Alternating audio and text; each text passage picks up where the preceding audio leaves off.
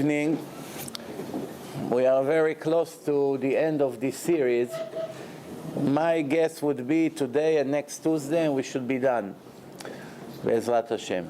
And then we'll decide what to do.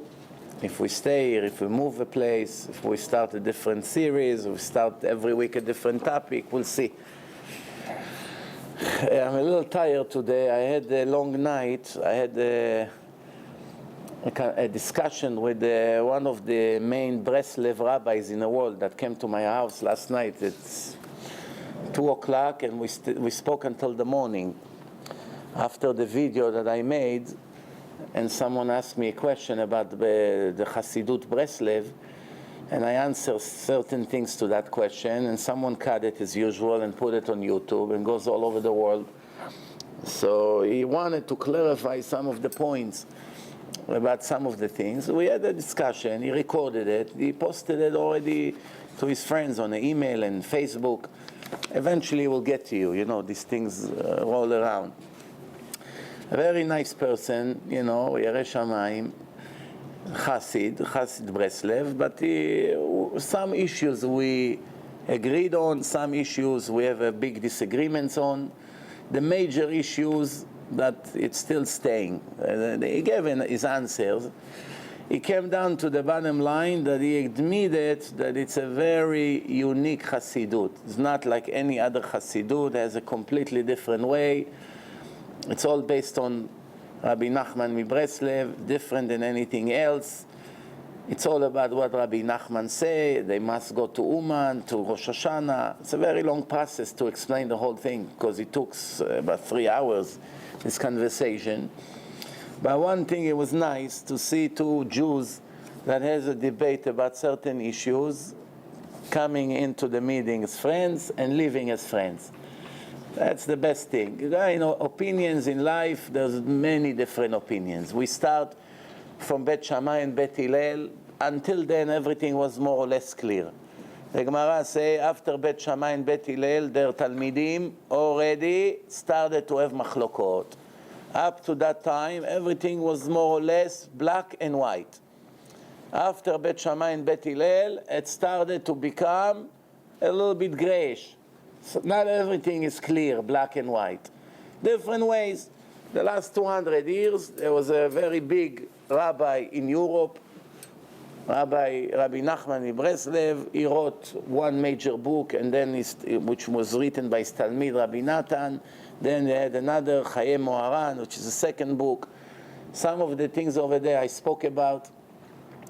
We spoke about the idea, one of the main points was that I told him that I heard one of their main speakers saying that you cannot connect to HaKadosh Baruch Hu unless if you connect to Rabbi Nachman Breslev. There's no way to connect to Hashem, Chas v'Shalom.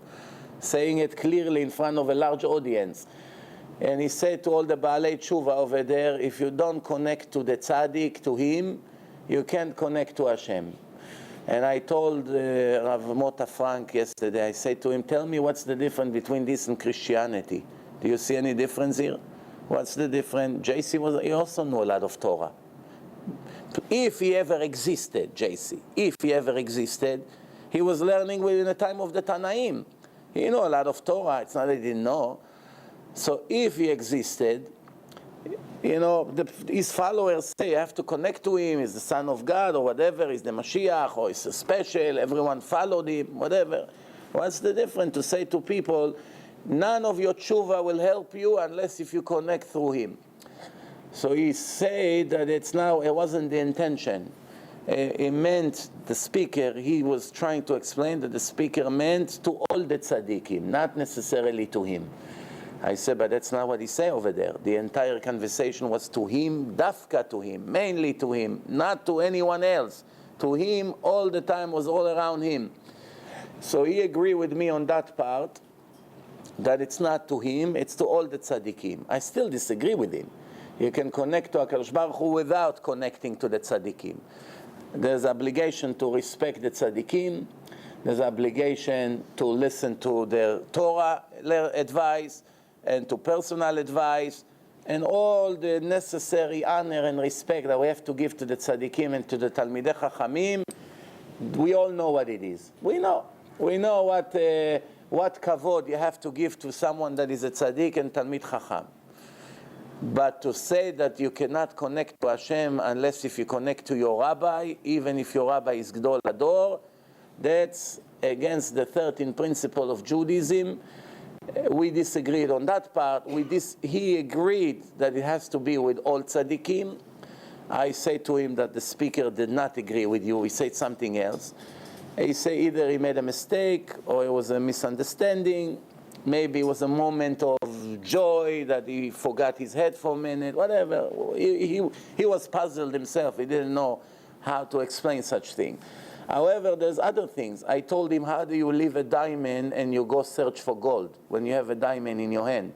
You have Rabbi Shimon Bar Yochai, you have Rabbi Akiva, hundreds of Tanaim and Amoraim and prophets buried in Israel, right next to your home.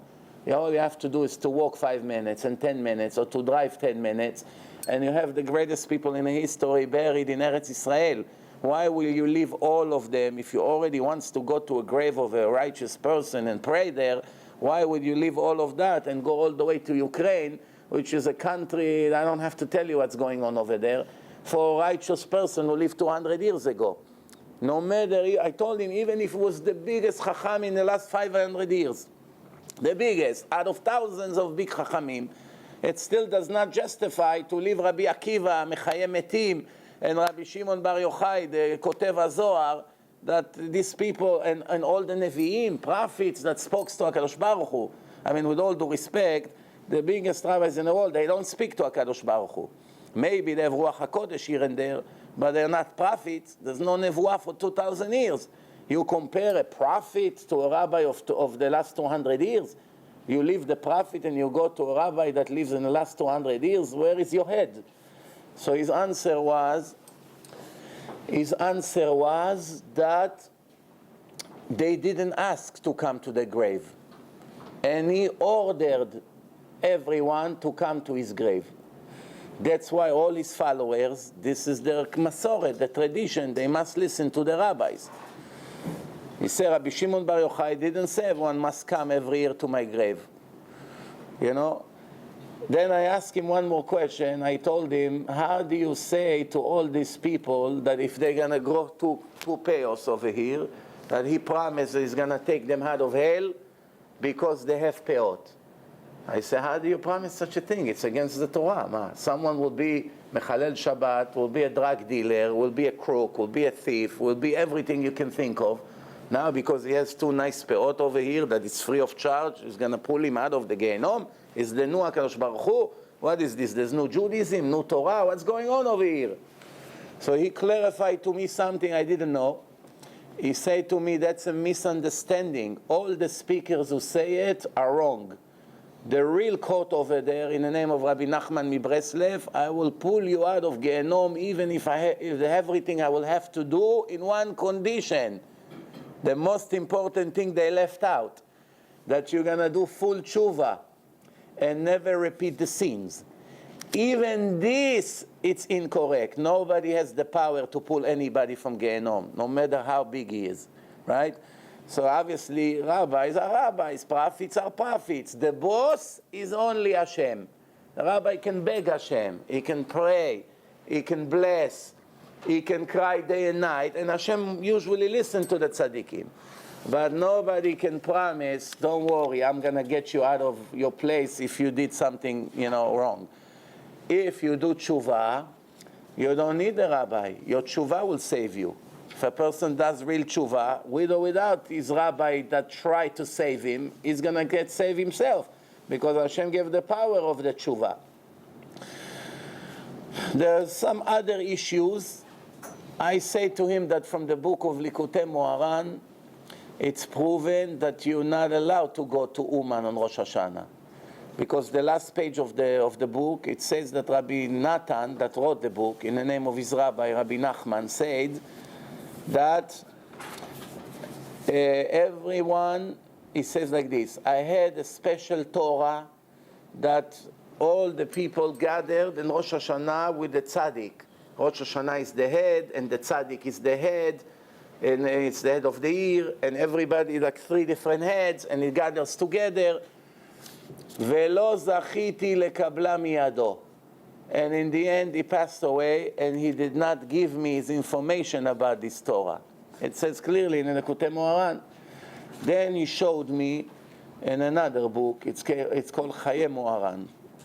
It was written after the passing away of Rabbi Nachman Breslev. After he passed away, they wrote another book in his name, the same Rabbi Natan. And over there, it's speaking a lot about Rosh Hashanah, much, much more than Likutei Moharan. I said to him, I don't understand. The main book in his life that he wrote is Likutei Moharan. Why there's not one word about coming to him after he died, Rosh Hashanah?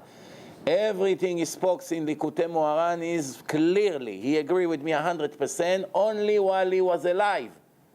Not after he passed away, that people in the old days, 200 years ago, have to go on a donkey or on a boat and cross the ocean and come month in the ocean to come to his grave and be there in Rosh Hashanah, when according to Kabbalah, the souls of the righteous people are not in a grave anyway on Rosh Hashanah. Tzifrei Chaim v'Metim Niftachim. There's a very famous Mekubal, big Kabbalist, Rav Immanuel Chayriki, his name, hundreds of years ago. He wrote, on Rosh Hashanah, the souls of the people are not in a grave anyway. Everyone goes up to Mishpat. So that's the point. You go before Rosh Hashanah, Erev Rosh Hashanah, it's a different story. So in the book of Chayei Moharan, he showed me that it says, even after Istalkuti, there is something that Rabbi Natan say. He said that when they gathered together with him in Rosh Hashanah, with the Rebbe, all the Hasidim, it was a very small group, by the way. It wasn't like today, so many thousands of people. There was a group of few hundred people only in the whole world. They gathered together on Rosh Hashanah while the Rebbe was alive to do Rosh Hashanah with him. And he wrote over there that every time they were together, they understood the importance of Rosh Hashanah, etc., etc. Close to the end of his words, there is one word that it's questionable. I understood that one way, he claimed that it's the other way. It can be debated. I say to him, when it say after my death, it means, no, after his death, meaning after he passed away, we understood the things that he told us while he was alive. He claimed no. After he passed away, meaning we still have to come to him every Rosh Hashanah. And I say to him, with all due respect, as much as you are great, who can say to people to leave Eretz Israel and to go? So he said to me, he was a very honest person. I love to debate with honest people. I don't like to debate with fakers and liars. He believes in it. He admitted it. It's a bottom line. It's all come down to our belief. There's no proofs. No proof if you really say it. No proof if you really wrote it. No proof. But it's our emunah, our tradition. We believe in it. I said to him, but there's nothing solid. You get devote your whole life to this, and you don't even know if you will say it or people say it after. Bottom line, when it came to that point, he said that there are many Breslevers in the world that believe that he only said to the people that live out of Israel to come to him. Those who still believe that he said to come to him after he passed away, he meant only if they're already out of Israel. Why? Because you're not allowed to leave Eretz Israel. It's against the Shulchan Aruch. You only have 4 conditions to leave Eretz Israel. 1, to marry a woman if you don't have shidduch in Eretz Israel.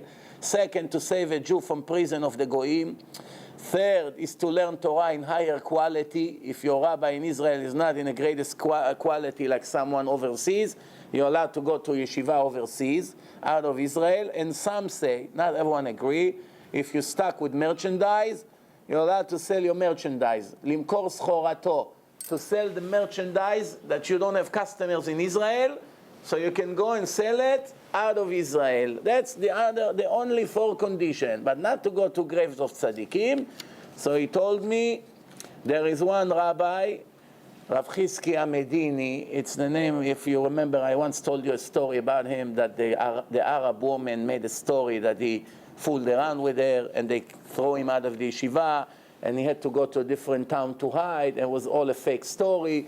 And later, she wanted to do chuva, this Arab woman, to come to confess. She went to find him. She said, come, I will say that someone bribed me to say all these lies. And he said to her, I don't want to save my name. It's enough that one time we heard Hashem, that someone made up that lie, and it was big chilul Hashem.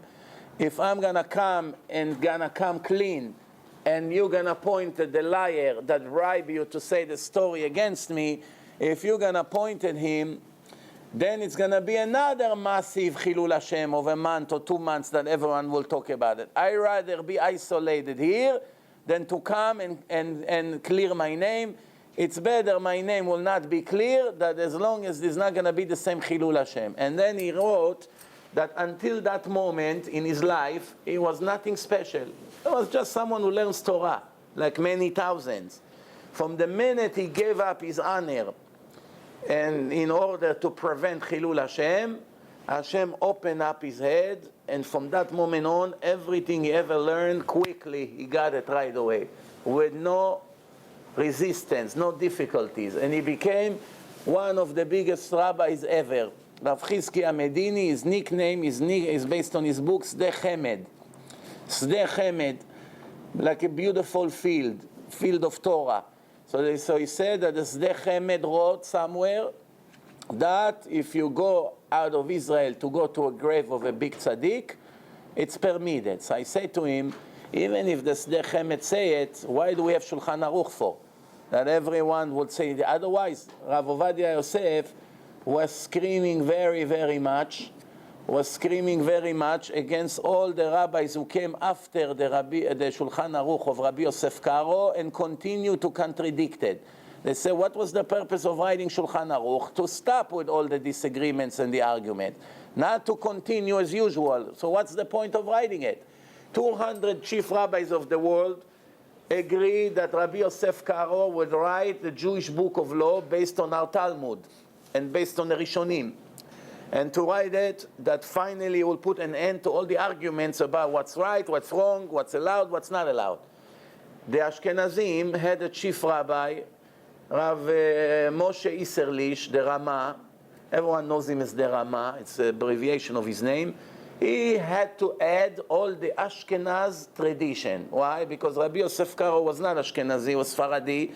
And he came from Spain into Eretz Israel. He never lived in the Ashkenaz countries, such as France or Germany or Russia or others.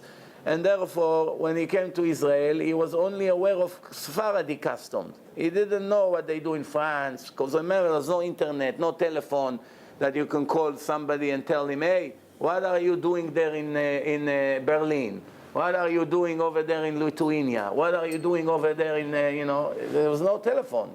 If the Shulchan Aruch would be written today, and all the rabbis agree that this is the rabbi that should write it, it will put a final end to all the arguments. Why? Everything he didn't know, he will make a phone call and clarify, or send a letter, or an email, or whatever. Eventually they'll get an agreement. Since there was no communication, later, the Ashkenazim saw that their traditions for hundreds of years, it's not in a book. So they had a rabbi, the chief rabbi of Ashkenaz, that he wrote comments. We, the Ashkenazim, do a little bit different here. We do more strict over here. We are more lenient over here. So they added all the comments of the Ashkenazim, and here we have a Shulchan Aruch. Everyone who comes after, he will have his own Shulchan Aruch. So what was the purpose of 200 rabbis who gave their hand? And they said to him, Kol hacholek al kvodo kecholek al hashchina. The rabbi said to him, someone who disagree with you or argue with you about your psakim is like arguing against Hashem. Words are separate, reality is separate. I asked him, so we at Shulchan Aruch, they wrote that we're not allowed to leave Eretz Israel. Only for those 4 reasons. Otherwise, it's not a mitzvah to leave Eretz Israel. Definitely not a mitzvah. So he was holding based on that opinion, and then he said that that's why, because of that, some Breslevers say that only out of America or Europe you're allowed to go to Uman, not out of Israel. And I want to remind you that 90% of the people who go there goes from Israel, does not go from the rest of the world. It's all a big happening that all the travel agency did 25 years ago. 25 years ago, it was 11 people going there. Today, 25,000. 25,000. Then I say to him the words of Rabbi Ovadia Yosef, which was the chief Sephardi rabbi of the world until a year ago, that he spoke in Yeshivat Orach Chaim and it's recorded. No one can argue about it. And this is what he said, and we'll finish with that. I'm just concluding a 3 hours long night that I had with him in 5 minutes, as much as I can, obviously. I'm focusing on the main issues. Rabbi Ovadia Yosef concluded, and this is what he said. He said, to the Sfaradim, Orach Chaim, it's for Sfaradim, Baalei Tshuva. One person asked him 2 weeks before Uman if they're allowed to go to there. Rabbi Ovadia Yosef said, absolutely not. He said, what's the Sfaradim has to do with that? What do they have to do with this? They're not Hasidim. First of all, it's Hasidut. It's something to do with Hasidim only. It's nothing to do with Sfaradim. Then he added few more serious comments. It wasn't just Sfaradim not allowed, end of story. He made few more comments that I told him about it. It's recorded and he published it. Rabbi Ovadia Yosef said 2 more things. He said, what do they have over there? What's over there? Hagigim. Hagigim means all kinds of short words of Torah, playing with the words, playing with the gimatriot, finding words that have maybe 2 meanings. That's called Hagigim. He said, what do they have over there? Hagigim. We have real Torah. We have Shas, we have Poskim, we have Shulchan Aruch, we have real Torah. Why would we leave our real Torah and go over there? Meaning to Breslev. And then he said one more sentence. And in my opinion, this is my opinion, you don't have to agree with me. He said one more thing. He said, I don't waste 1 minute a year on their books. That's what he said. I don't waste, it's a public in front of, and my Chevruta was calling right after the lecture to tell me word by word what happened over there. So this is his word. Now, conclusion. To respect everybody who believes what he believes, fine. It's no problem. You want to believe in that, it's your life. Who am I to tell you what to do, what not to do? My main thing, if you remember in the old lecture that became very famous, was the complaint, how can you come and say to the people who's doing chuva and they become religious, how can you come and say to them, if you don't have Rabbi Nachman Breslev, you don't have anything in your life. Nothing will help you, not your chuva, not anything. You must connect to him, and he will connect you to Hashem. That's very, very serious to say such a thing. You basically, Avodah Zarah, 100%, I said it. But he fixed that issue. That main issue, he claimed that that wasn't the intention. It's no question in my mind that the speaker who spoke about it was his intention. The reason I don't say his name, because the speaker who said that is a person that I know for sure is Yerei Shamayim. It's not that he's Chas v'Shalom is a crook or someone Rasha, that, by the way, also is an idol worshipper. No. He's a person that believes in Hashem, he follows the mitzvot, and he made also a lot of people religious. I have a rule. I don't ever start an argument with someone that saves souls. I know it's going to be my end, and you should learn from this. No matter what he does wrong, you don't open your mouth. Why? This is the people that have a special section in heaven. Someone who's mekarev Jews to Hashem, and not 1 or 2. We're talking probably thousands here. And he wrote few important books or influenced a lot of people. You don't mess with him. You don't mess with him. What he say is like you say, it's outrageous. Maybe he made a mistake. I don't know. Maybe he lost his mind that day. I don't know what's the case here. But it's definitely, Rafi, you lost all the action. You always come in the wrong time. You just don't know what you just lost. You don't know what you just lost. What you've been bugging me for weeks. I didn't know you're not here. Should have put it in the end. Anyway, conclude. It started in a friendly way. It finished in a friendly way.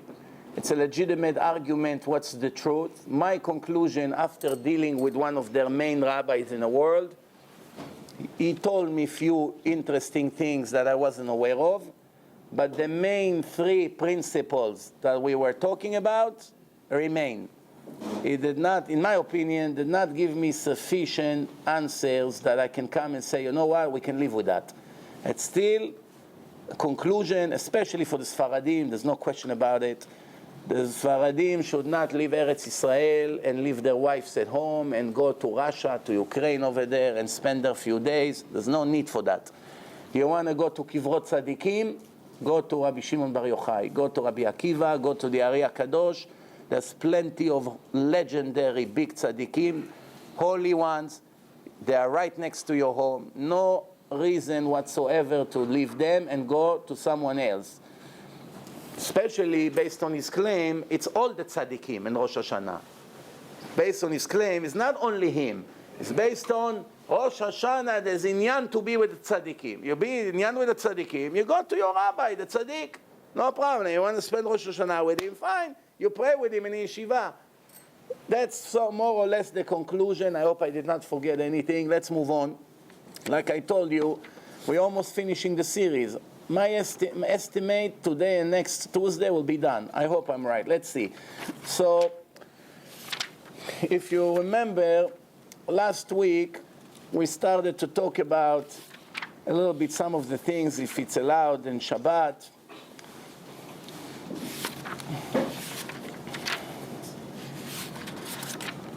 Speaking about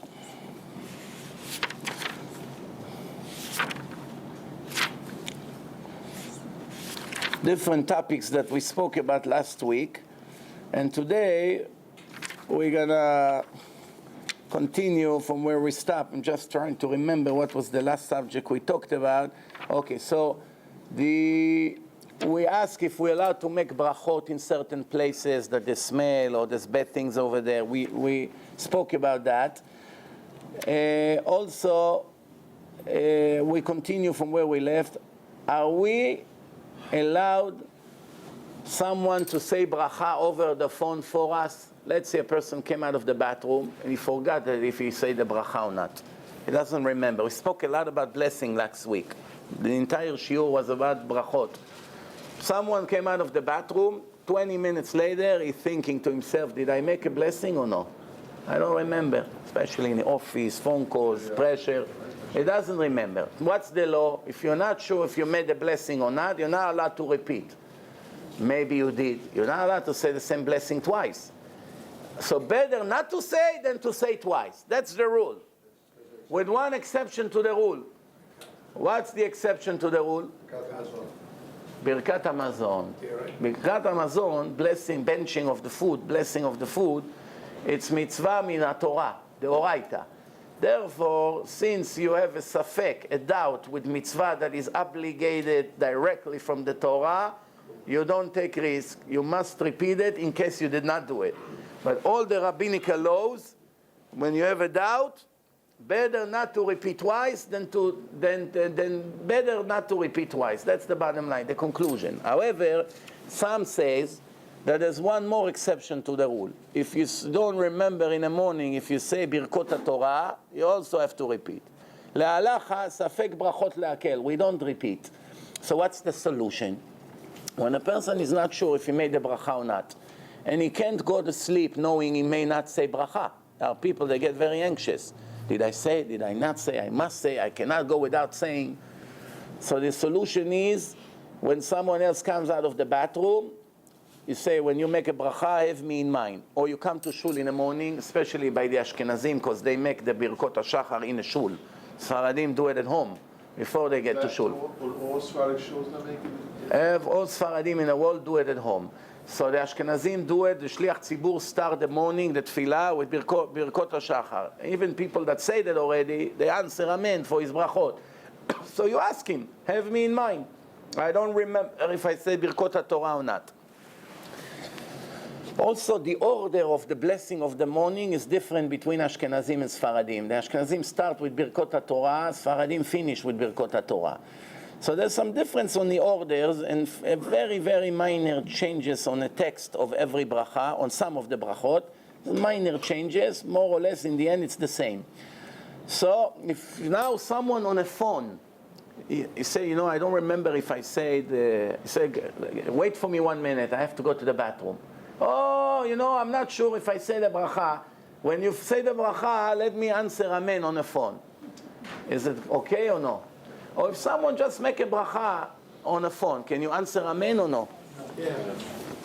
The answer, Amen, you only answer on a voice of a person, not on a voice of machine.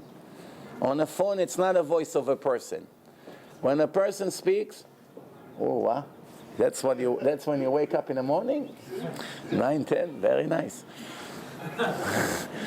So the answer is, phone, it's not real. It's not a real voice. Not, even though it's live, you're speaking to someone live, his voice turns into electric, and the electric goes on a line and goes to the other side, and the phone somehow in a system translates the electric to voice and to words. It's an amazing invention, but the voice that you hear is not a real voice. Same thing if you hear a recording. You listen to CDs. Sometimes I say brachot in my lectures. People ask me, I just heard you saying bracha in a CD.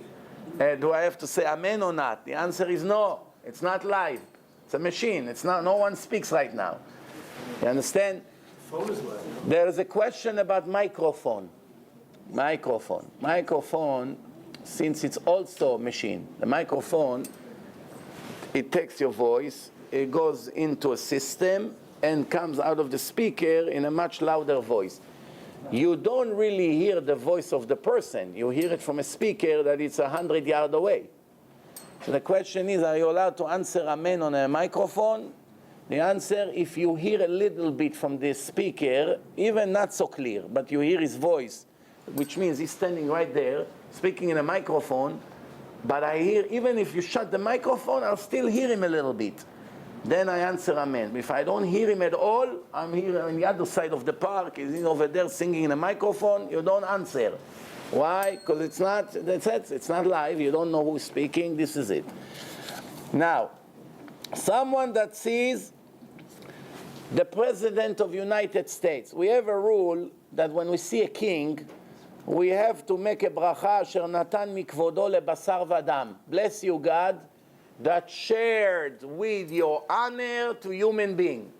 The king of the world, the king Ahashverosh, the king Nebuchadnezzar Imach Shimo. King that occupied the whole world, Alexander Mokdon. This is people that had control on the world. Now, assuming there is an empire in a world, let's say United States or Russia, whatever, and the president of this empire is basically controlling a lot in the world, but it's not a full control. He's not controlling in Iran. He's not controlling in other countries. The question is it still falling in a category of a king or no? What do you think? You have to make the tefillah for Nasi on Shabbat. No. Tfilat HaNasi is something else. It's giving the president, success for us that we live in this country, and also there's few reasons why they make this blessing. Not all shuls do it, by the way. It's more the modern Orthodox shul, they do it. You don't see it, to the best of my knowledge, you're not going to see it by Hasidic shul and ultra-Orthodox Faradi shuls. Usually they don't have it. It's more modern and more Zionist. So they put a flag of Israel and a flag of the United States, and they make a special blessing for the president of the country where they live, Khomeini, Obama, Arafat. They make a special blessing. What's the reason of this blessing? One, we live here. We want this place to be blessed. But there's another reason. We want to take the anger and the anti-Semitism away from us. So when they come to burn our place, they see their flag over here, and they say that we make special blessing for them every Shabbat, automatically it takes their anger down. Say, hey, why are we attacking them? There's a Gemara meforeshet about it. Shimon HaTzadik came with the people with the torch to Alexandros Mokdon that came, the Reform Jews of those days were instigating between him and the Jews in Bet HaMikdash. He was on the way to burn Bet HaMikdash. And then he saw Shimon HaTzadik, I see his image all the time, he's the most important person on the world, Kohen, Gadol, and all of that. And he said to him, we're making praise for you, we never rebel against you. So he said to him, you know what, you're right, I'm not going to destroy the Bet HaMikdash, but I want to put my statue inside. You're going to bring a statue of him. So he said to him, I have a better idea. That's what Chazal say, Chaim v'mavet beyad halashon. Life and death can be in a moment, what comes out of your mouth. So he said to him, sir, I have a much better idea. What's a statue? I'm going to make a decree that all the babies in Israel that will be born, all the male baby, will be all called Alexander. That's how the name came to the world, in case you didn't know. How do you have Jews, Alex, Alexander, Alexandra? It came from there. It started over there. That's part of our history. Alex. It came from Alexandros Mokdon. When I make a bracha and someone is around me, do I have an obligation to say the bracha loud, or I can whisper it that he doesn't hear? Whatever I want to do, I do. Loud, not loud. Do I have an obligation to say it loud that he answer amen, or it's a nice thing to do? Do you know the difference between obligation and a nice thing to do? Nice thing to do means a good recommendation. You do it, you earn. You don't do it, nothing happened. Obligation means you do it, you earn. You don't do it, you get punished. That's the difference. So is it an obligation, or it's just good recommendation? It's good because we say Breshut first. We ask permission. The answer, you must say the brachot loud. You have to say it loud that people answer amen.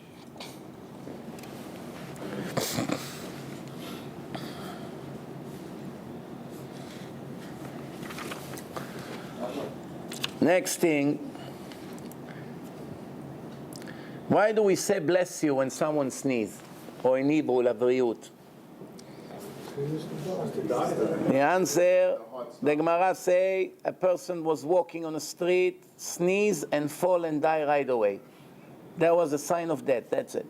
Until Yaakov Avinu came and he asked from Hashem, it's not fair that a person does not have a preparation for his death. He did not prepare a will, he didn't say goodbye to his children, to his wife, whatever, to his partner, he did not sell his business. Give him some time to prepare for his death. Bring sicknesses to the world. So Yaakov, the first one in the Torah that it's mentioned that he's sick. Ina avicha chole. Parashat Vayechi. Ina avicha chole. The Gemara in Baba Metzia, Pei Zayin, Amud Pei Zayin, it's 87, page 87, and also in Brachot, Masechet Brachot, page 53, and it appears in Pirkei de Rabbi Eliezer and in Bereshit Rabbah. It's many, many good sources for it. It says that a person that used to sneeze, they used to tell him asuta, which means blessing, bless you, refuah, you should have. So, and I should answer him, Baruch tiyeh, bless you. Today it came the other way around. People say bless you. Okay. All right. Asuta in Aramaic means refuah. In Hebrew they say labriut. That's the reason why people say labriut. It has to be really the correct way to say livriut, not labriut. Livriut. That's the correct way to say. Next thing. What's the answer again? When they say asuta, what do you answer? No, we don't say asuta today. Today we say livriut or bless you. What do you answer to that person? Baruch tiyeh, bless you, you should be blessed. The answer, you don't make a bracha on Obama. Also not on Putin. Bottom line, there's no king in the world that has complete control in the world that you have to say this bracha. He has partial control, and for that you don't make a bracha.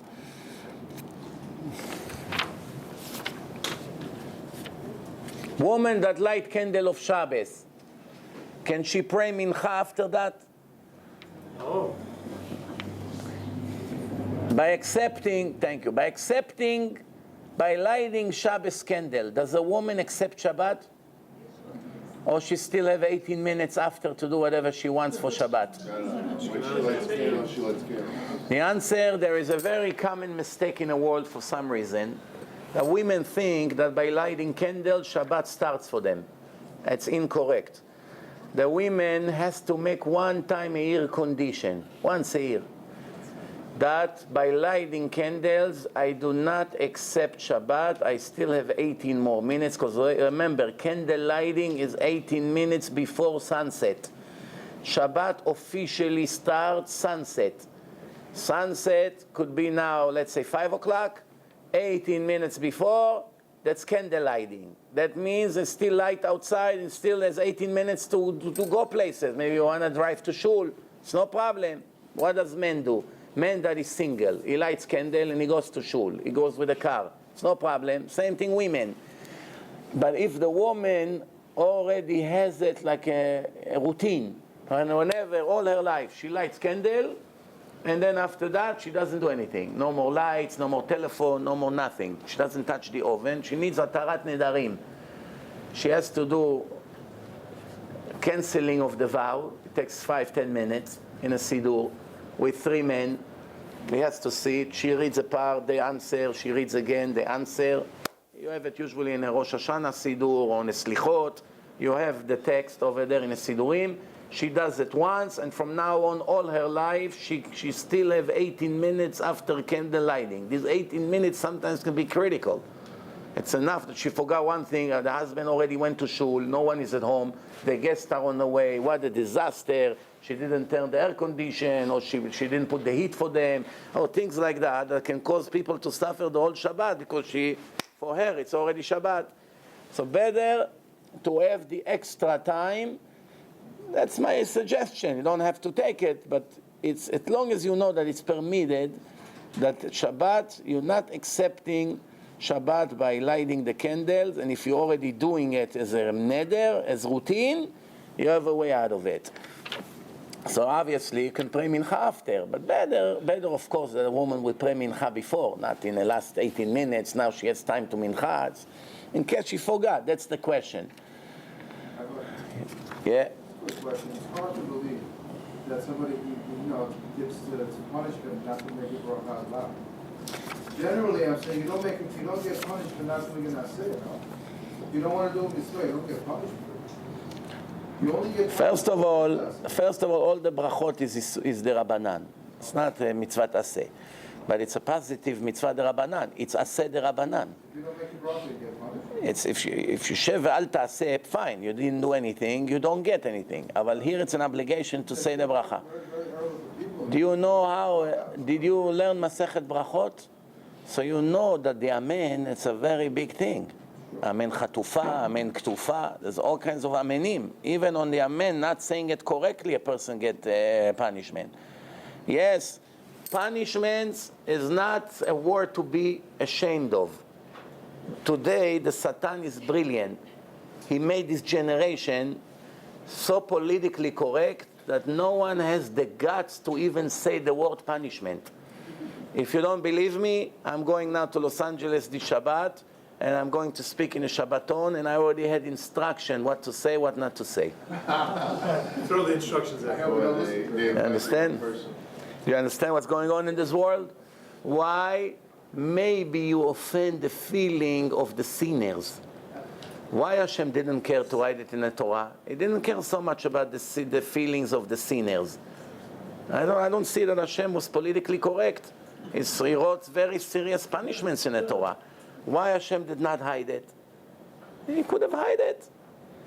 I can't get it. I just can't get where it comes from. The pressure of the wicked people is helping them. It's tremendous pressure. Oh, fanatic, extreme, crazy. It's not our style. It's not the way. Everybody learn a sentence. Darkei Noam. You know? Rabbi, nobody can handle the truth. Huh?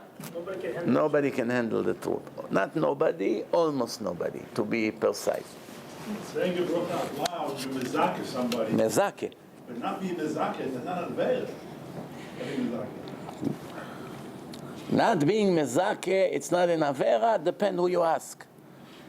If it say, ocheach tochiach et amitecha velo tisa alav chet. You mezake. Person do an avela, you have to be.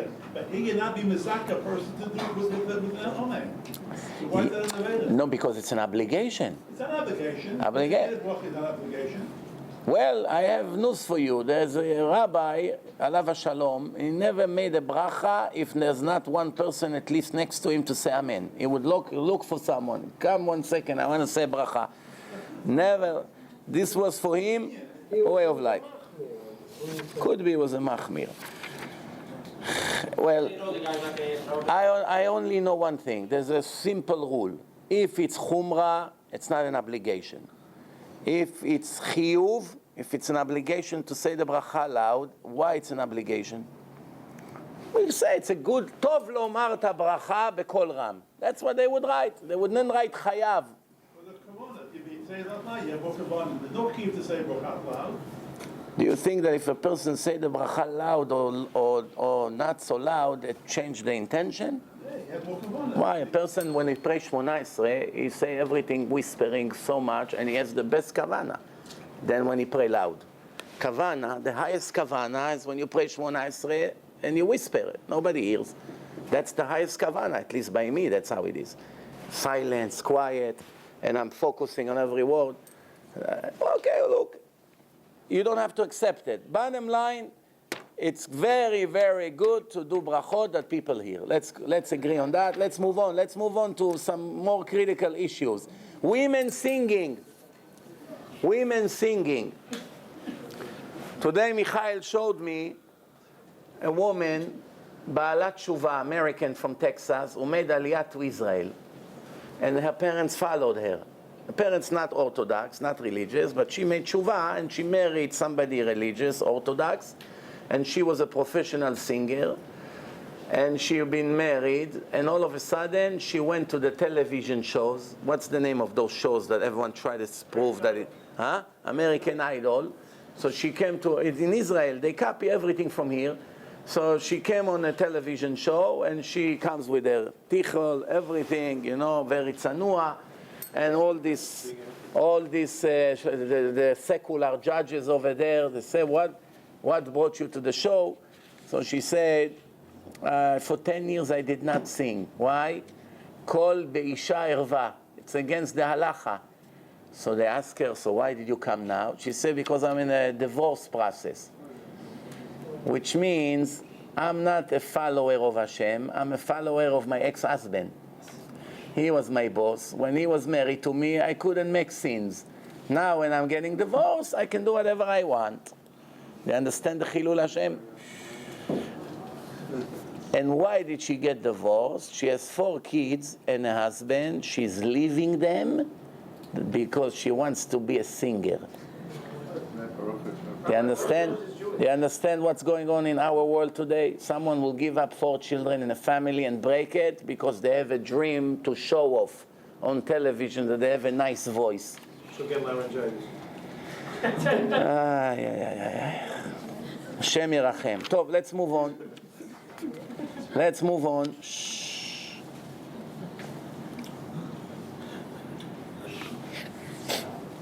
What's the right way to hold the Kiddush cup according to Kabbalah?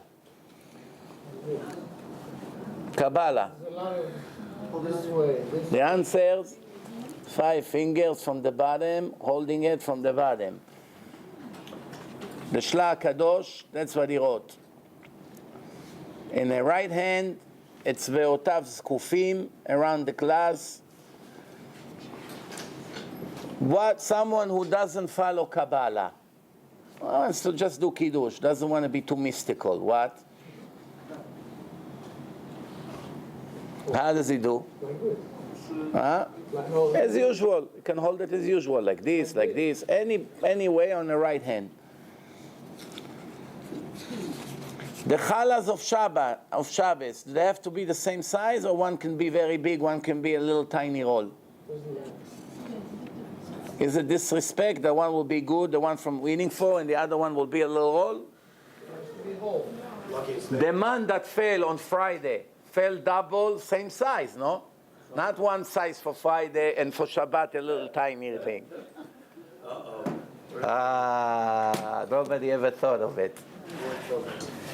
The answer, false alarm. It can be small, and it can even be frozen one. You don't have to eat the second one. If you only eat from one big one, you can take a frozen one, hold it, because it's just a custom.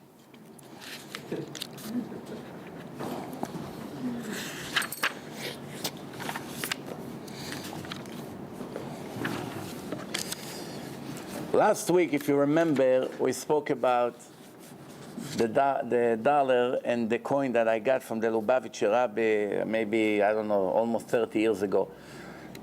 So one person wrote me an email, said, why are you bragging about it? What's the significance of having a piece of metal from a hand of someone? He doesn't understand. So I said to him, something that a big tzaddik gave to you, it's very significant. Because there's many examples in the Tanakh in general that the sins and the mitzvot that we do actually affect everything around us. I'll tell you a story. Rav Eliashiv Zatzal, about a few years before he passed away, I think he was in his 90s, he had a very serious surgery, life risk surgery. There's one gvir in Monsey, rich guy, that he heard that the surgery would cost $1 million, and you have to fly a doctor from Columbia in Manhattan with a crew, nurses and helpers, and equipment also. So to come to Israel for 1 or 2 days, they charge $1 million, the doctor and his help. But you have to also bring their own equipment. They only can operate with their own equipment. They don't want something new from different hospitals. So they have to deliver the equipment also for 1 day and bring it back. So he had to put collateral for the equipment, which was $5 million. So $5 million security he had to wire to be in an escrow account, and $1 million salary paid in advance.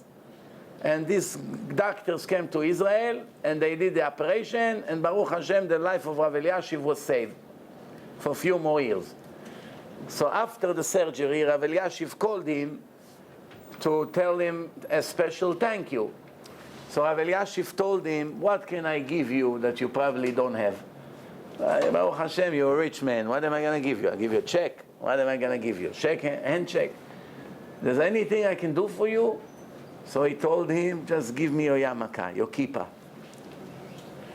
So when he told me the story, this gvir, I said to him, this is the kippah? He said to me, are you crazy?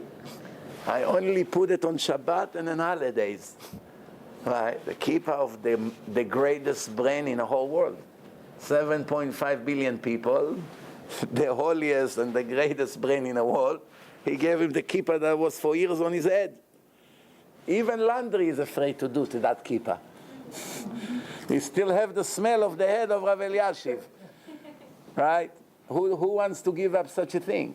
So if you get a coin from a big tzaddik, someone that spreads Torah all over the world, he sent messenger to countries that nobody even knew that they exist on a map, and did all kinds of things in his life. And he gives you a special coin. The dollars, it's a routine. Many people have it. But the coin, it's unique. So why not to be happy about it?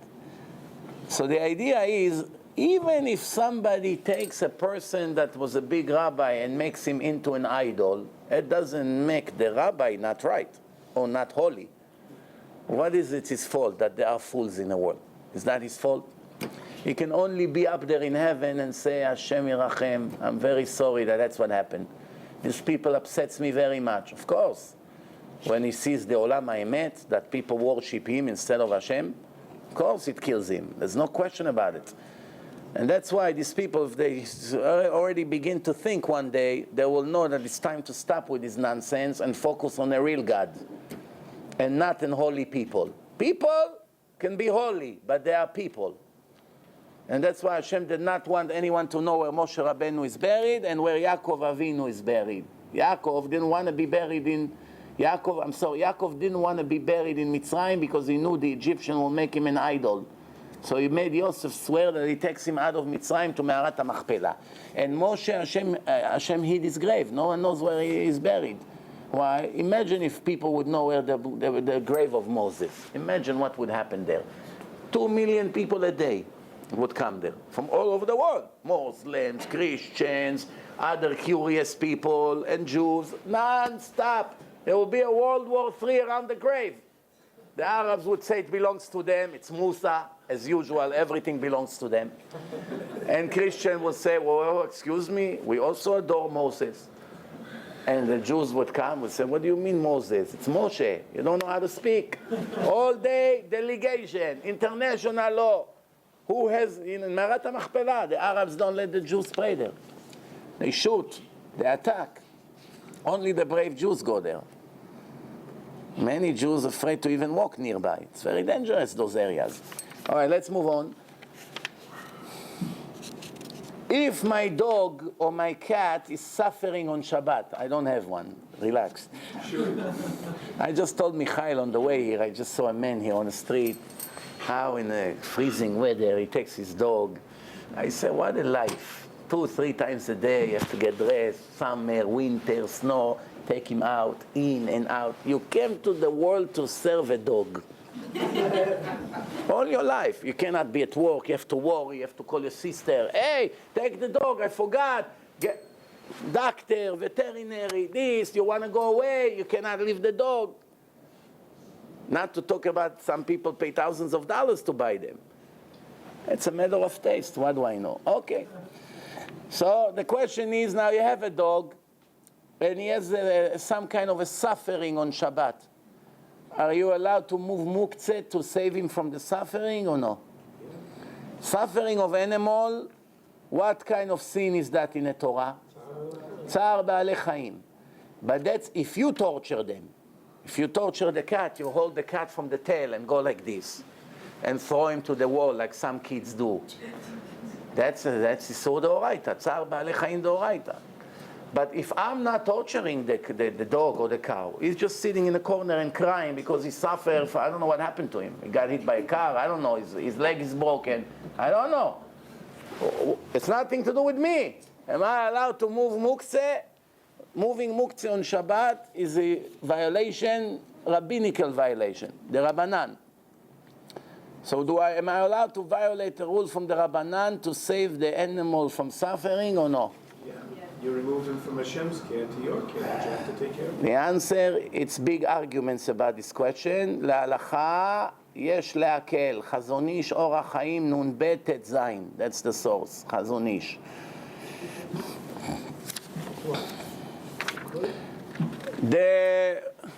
The special alonim, yeah, you could move to save him from suffering. If you have these alonim that they give on Shabbat in shuls, this alone, Baruch Hashem, it's kosher, clean from commercials. But some people say, I'm going to sponsor it all year round, and one condition. You put my air-conditioned business logo on it. Moshe's Air Conditions. $30 a room, carpet cleaning. Which in the end, you add 2 zeros to it always. I one time came, 22 years ago, I knew someone who owned a carpet cleaning business. I was on the border between Manhattan and Brooklyn, on the Brooklyn side. You see Manhattan from the water, some industrial area. I go into his warehouse, whatever you want to call it. I see rugs hanging. So that person wasn't religious. He comes and smiles to me with a sarcastic smile. He said to me, you see this rug? Do you know how much we charge to clean it? I said, how much? He told me $800. I said, wow. He said, do you know how much a brand new rug like this costs in a store? I said, how much? He said, $300. So I said to him, so who's the fool that's pay $800 to clean a rug that he can buy a brand new for $300? He said, give a good yishar koach to this salesman. It's all about being a crook. Ma'am, it's only $17 a room, 3 rooms, we make you a special, we have a coupon you're from the newspaper, it's going to be total $40, just to get them to the door. Once they're in, they own you.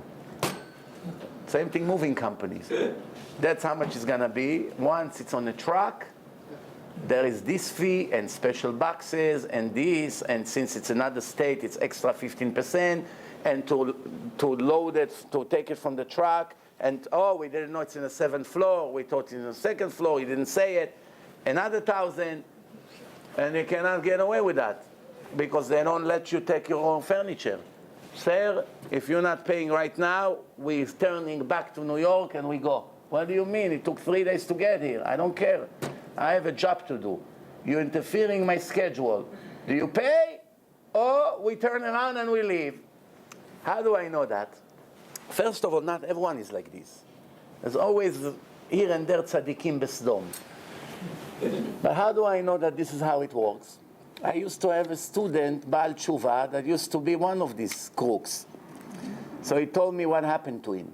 He told me one day they sent me on a big journey with this semi-trailer full of furniture, and I don't know that the person that we move his house is a judge in a court. We didn't know he's a judge. He didn't tell us who he is. We see a wealthy man.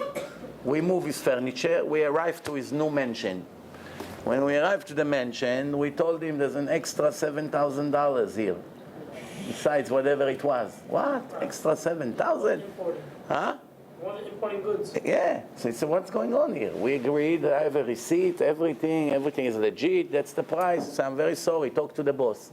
He called the office. All a scam. Sir, you didn't tell us this. You didn't tell us that. Say, I'm not paying this. I'm sorry. We say, you don't pay. I tell my guy, he comes back, you'll never see your furniture. Don't mess with us. He didn't know he's a judge. The judge said, no problem. He paid them. Now they don't trust him. So he offered only cash. So he had to go to the bank and get the cash. It's blackmail. You got to be very careful who you're dealing with here. So only cash. The judge gave them the cash and he put the FBI on them. The two owners went to prison for 14 years. And my student got arrested. 46 days he was in jail. The worst condition you can think of. One bathroom in the middle of the room, no doors. You have to sit there in front of 46 people looking at you. So just this alone is death sentence. One day like this, even for $1 billion, it's not worth it to get arrested in those places. Criminal jails. He say, I have no idea what you do over there. If you're not strong, they destroy you over there. 46 days, but he already became religious. But then he got arrested from the old case because they arrested the boss. Everything was recorded, the FBI, everything. Everyone prayed for him. Out of nowhere, he was facing years in prison. He comes to the court, handcuffs, brown pajama. He stands by the court. The judge and the prosecutor made a plea bargain with him. That he say guilty, and they give him few years. I don't remember, 3 years, 7 years, I don't remember. A few years to be in jail, that they don't have to go through the whole thing quickly. You admit, you get this punishment, finished. But this guy hardly speaks 2 words in English. And not only that his English is not good, in front of the judge, the woman, she was a judge, she said, Mr. X, do you understand that what you're saying now, there's no more return? You're not going to be able to appeal? That's it. You're going to jail for such and times. That's it. Are you sure you understand? He said to me later, after he said, out of nowhere, I was about to say yes. It's like Hashem confused me. I say no. She said, what no? You don't want to sign? You say no.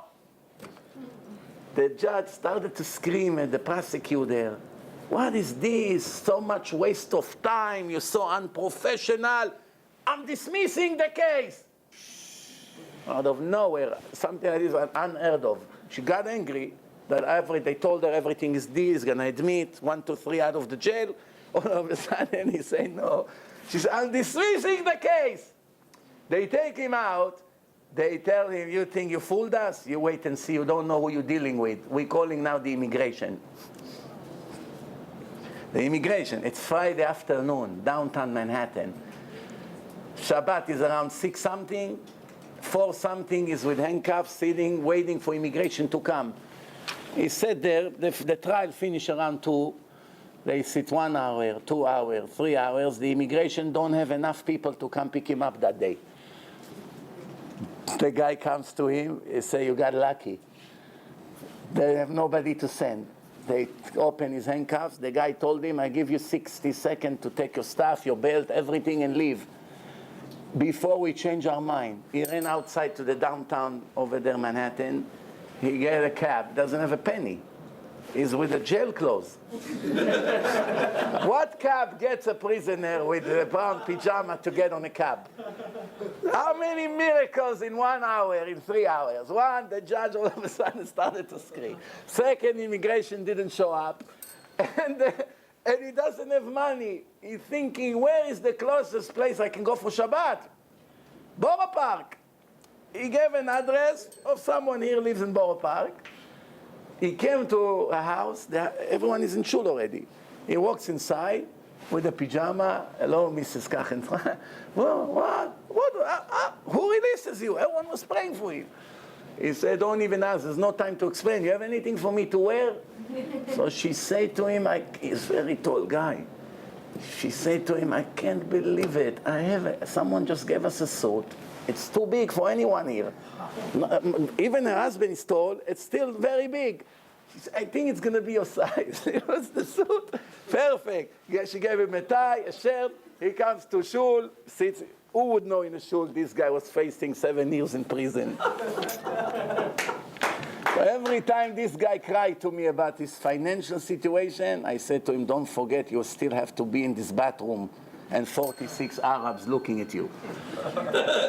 You worry about $1,000 here, $2,000 there. You have, you don't have, you make money, you don't make money. Don't forget where you're supposed to be. Right away, smile comes. You're right. How can I forget that? Baruch Hashem. I'm going to overseas, and I'm afraid that my money will get stolen from the hotel. Today they have safes. Am I allowed to put the money inside my shoe while I'm wearing it, that it will be under my feet, inside my shoe, when I walk with that on Shabbat, right? And then the shoe becomes a base for davar mutar and davar asur, because the feet, your feet, can be on a shoe, right? And money is also on a shoe. When you have a shelf, and you have an orange over there, and you have an electronic keychain, one is allowed, one is not allowed. The drawer has something that is forbidden and something that is allowed. What's going to be the case? The answer, if he tape the money with a tape, with a special tape, the shoe become a base to davar mutar ve'asur. That's why it's not muktzeh. That's why if you have a drawer, it's very common question. You forgot your something inside, your Tehillim book, your glasses, your reading glasses. But there are coins there in a drawer. If you open the drawer, the coins may move. You want to take something that you need for Shabbat. You're allowed to use it. Because they also have something that is also bags. They have things that are not muktzeh, things that is muktzeh, same thing. Of course, we try not to do it, but in case that this is the case, it's become davar basis ledavar asur vebasis ledavar mutar at the same time.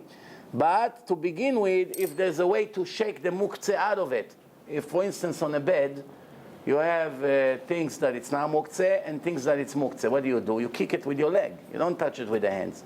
Or you shake the sheets and it falls off. You don't touch it with the hand. If you need to move muktzeh, you move it with your elbow. You move it with your mouth, with your nose. There's ways with your knee. You don't touch it with your hand. You don't grab it. You don't pick it up. Obviously, that's the whole idea of muktzeh. Why? If you touch it, brings you into chilul Shabbat. You touch a needle, you may sew. You touch a pencil, you may write. You touch a phone, you may press the button. You touch money, you may forget in a minute and do something with the money. This is all protection from not becoming a violator of Shabbat. Shabbat is so important. The rabbis made all these rabbinical fences around Shabbat. One of the reasons is the Chachamim were so brilliant. They knew that if a person, every minute of his Shabbat, he will think, I'm allowed to touch, not allowed. Allowed to move, not allowed. Allowed to pick it up, not allowed. So even if you do nothing, your entire Shabbat, you think about Shabbat. Just the fact, that's muktzeh, that's not, this stone, can I move it, can I not move it, this, that one, the secular book, newspaper.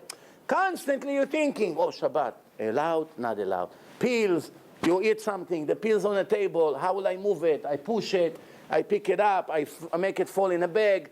Am I allowed to take the bag out? All the time you're busy with Shabbat. If you take muktzeh out of Shabbat, 80% of Shabbat is gone. You don't feel Shabbat. Besides not driving, in the old days no one had a car anyway. So it's really not, the feeling of Shabbat, you lose it a lot. The muktzeh is a very, very good thing to bring it to the mind of a person constantly. A fish died in the aquarium on Shabbat. A fish, he died in the aquarium, and the other living ones. You allowed to take him out or no? So to use the net, for sure not. But you want to pick him out with the hand and throw him out, or with a spoon. Why it's so important to pick him up on Shabbat and throw him out? What's the problem? Let him float over there. The other fish are going to die. The other fish will die. The other fish will also die. So now, are you allowed to take it out or no? The answer, yes. Tzar ba'alei chaim for the other fish. Remember what we said before? You're allowed. Also, there's another reason why. Because it's deserved to be eaten by animals. You can throw it to your dog. You can throw it to other animals. They eat it. You put it there, a fox would come and eat it. Everything that can be eaten by animals, automatically it's not muktzeh. It's deserved to be eaten. Are you allowed to put makeup on Shabbat? All the smiles begin. The answer, depend. Depend. If the makeup is creamy and oily, then not allowed. Why? Because it's sovea. It's like painting. Not allowed to paint on Shabbat. Also, to smear creams is also not allowed to do on Shabbat. So it's two violations here. However, if it's powder, without the brush, you take a little bit with the hands and wants to put powder. Allowed or not allowed? Powder that fall away with the wind or with the hair, it's allowed. And it's not mitkayem. It's not sovea because you're not painting anything, it falls anyway. So therefore, pudra, the powder, whatever you call it in English, as long as it's not oily, it's permitted, but the custom of the world to be extra strict with that. Extra strict. Is it allowed before Shabbat to put makeup that stays 25 hours? The answer, it's allowed. But what happens if you wash your face and you erase it? You made lines and all this, and the water erase it. If you have a line on a wall, are you allowed to take a sponge and clean it? A line on a wall. To erase it, it's allowed or no? If you erased it, what sin you did? The Oraita or the Rabbanan? To delete, somebody made a line on the wall. If you take an eraser and you delete in your notebook what your son wrote with his pencil, he wrote, Abba, I love you. Since you're in a divorce process, you got very angry, you want to delete the I love you. So you cannot wait until Motzei Shabbat. It's burning.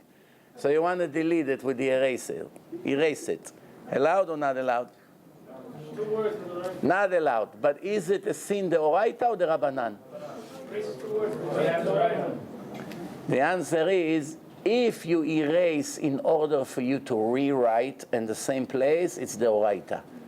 All other erasing is the Rabbanan. Also, it needs to have at least room to be able to write 2 letters. If a person writes 1 letter on Shabbat, it's rabbinical violation. No death penalty yet. Once he writes the second, Itgadal v'Itkadash meraba.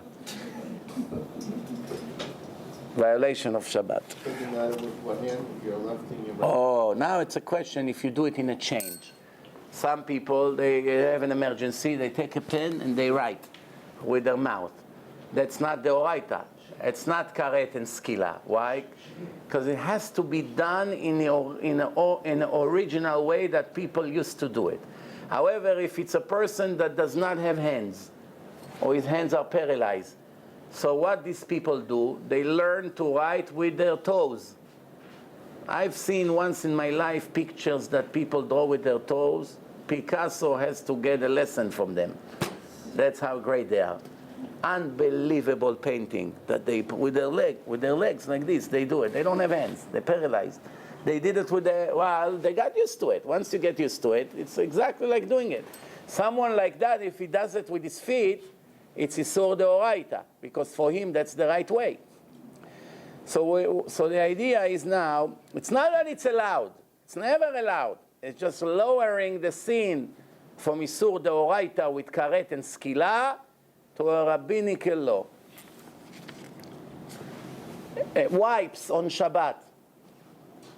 Changing diapers, using wipes, cleaning all the gifts that the baby sends. The question is, are you allowed to use wipes on Shabbat or no? Because you're not allowed to squeeze liquid from any material on Shabbat. Allowed to use wipes or no? Allowed in one condition, that you prepare enough wipes that you need to use on Shabbat in advance, and you squeeze them a little bit before, that it doesn't have too much water. Because the way they come, it's very easy to squeeze. You go like this, you squeeze tons of water. If you squeeze a little bit before Shabbat, it still stays wet.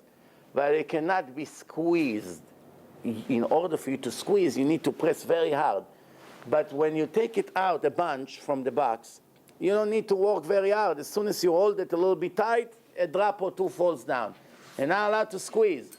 Same thing, towels. If a person took a shower on Shabbat, the Ashkenazim, their custom is not to take any shower on Shabbat. Sfaradim allowed to take shower on Shabbat with cold water, freezing water, not to touch the hot water. So someone that took a shower, he needs to dry his body. If he takes a small towel, the body is very wet. The small towel becomes extra soaked because it cannot take so much water on the body. So then it's becoming squeezable. That's why I have to use a very big towel. Also liquid soap. Liquid soap. Sfaradim, unlike Ashkenazim, they can use soap bar, that the hard one, as long as it doesn't have writing on it. Because with writing, you erase it on Shabbat. But they can use soap bar, Rav Ovadia Yosef wrote, it's allowed. No reason why not to. It's not Isur Molid. The Ashkenazim, their custom, only liquid soap on the body. One way or the other, even Ashkenazi that suffers from sweat in 110 degrees and is all smelly and it ruins his pleasure of Shabbat, there's no question that he's allowed to take a shower with cold water only. You know, same thing, there are all kinds of lenient laws to people that are estenis. Today almost everyone is estenis. Today almost everyone is estenis. You know, some people cannot wear the same shirt twice. Dress shirt, I'm not talking t-shirts.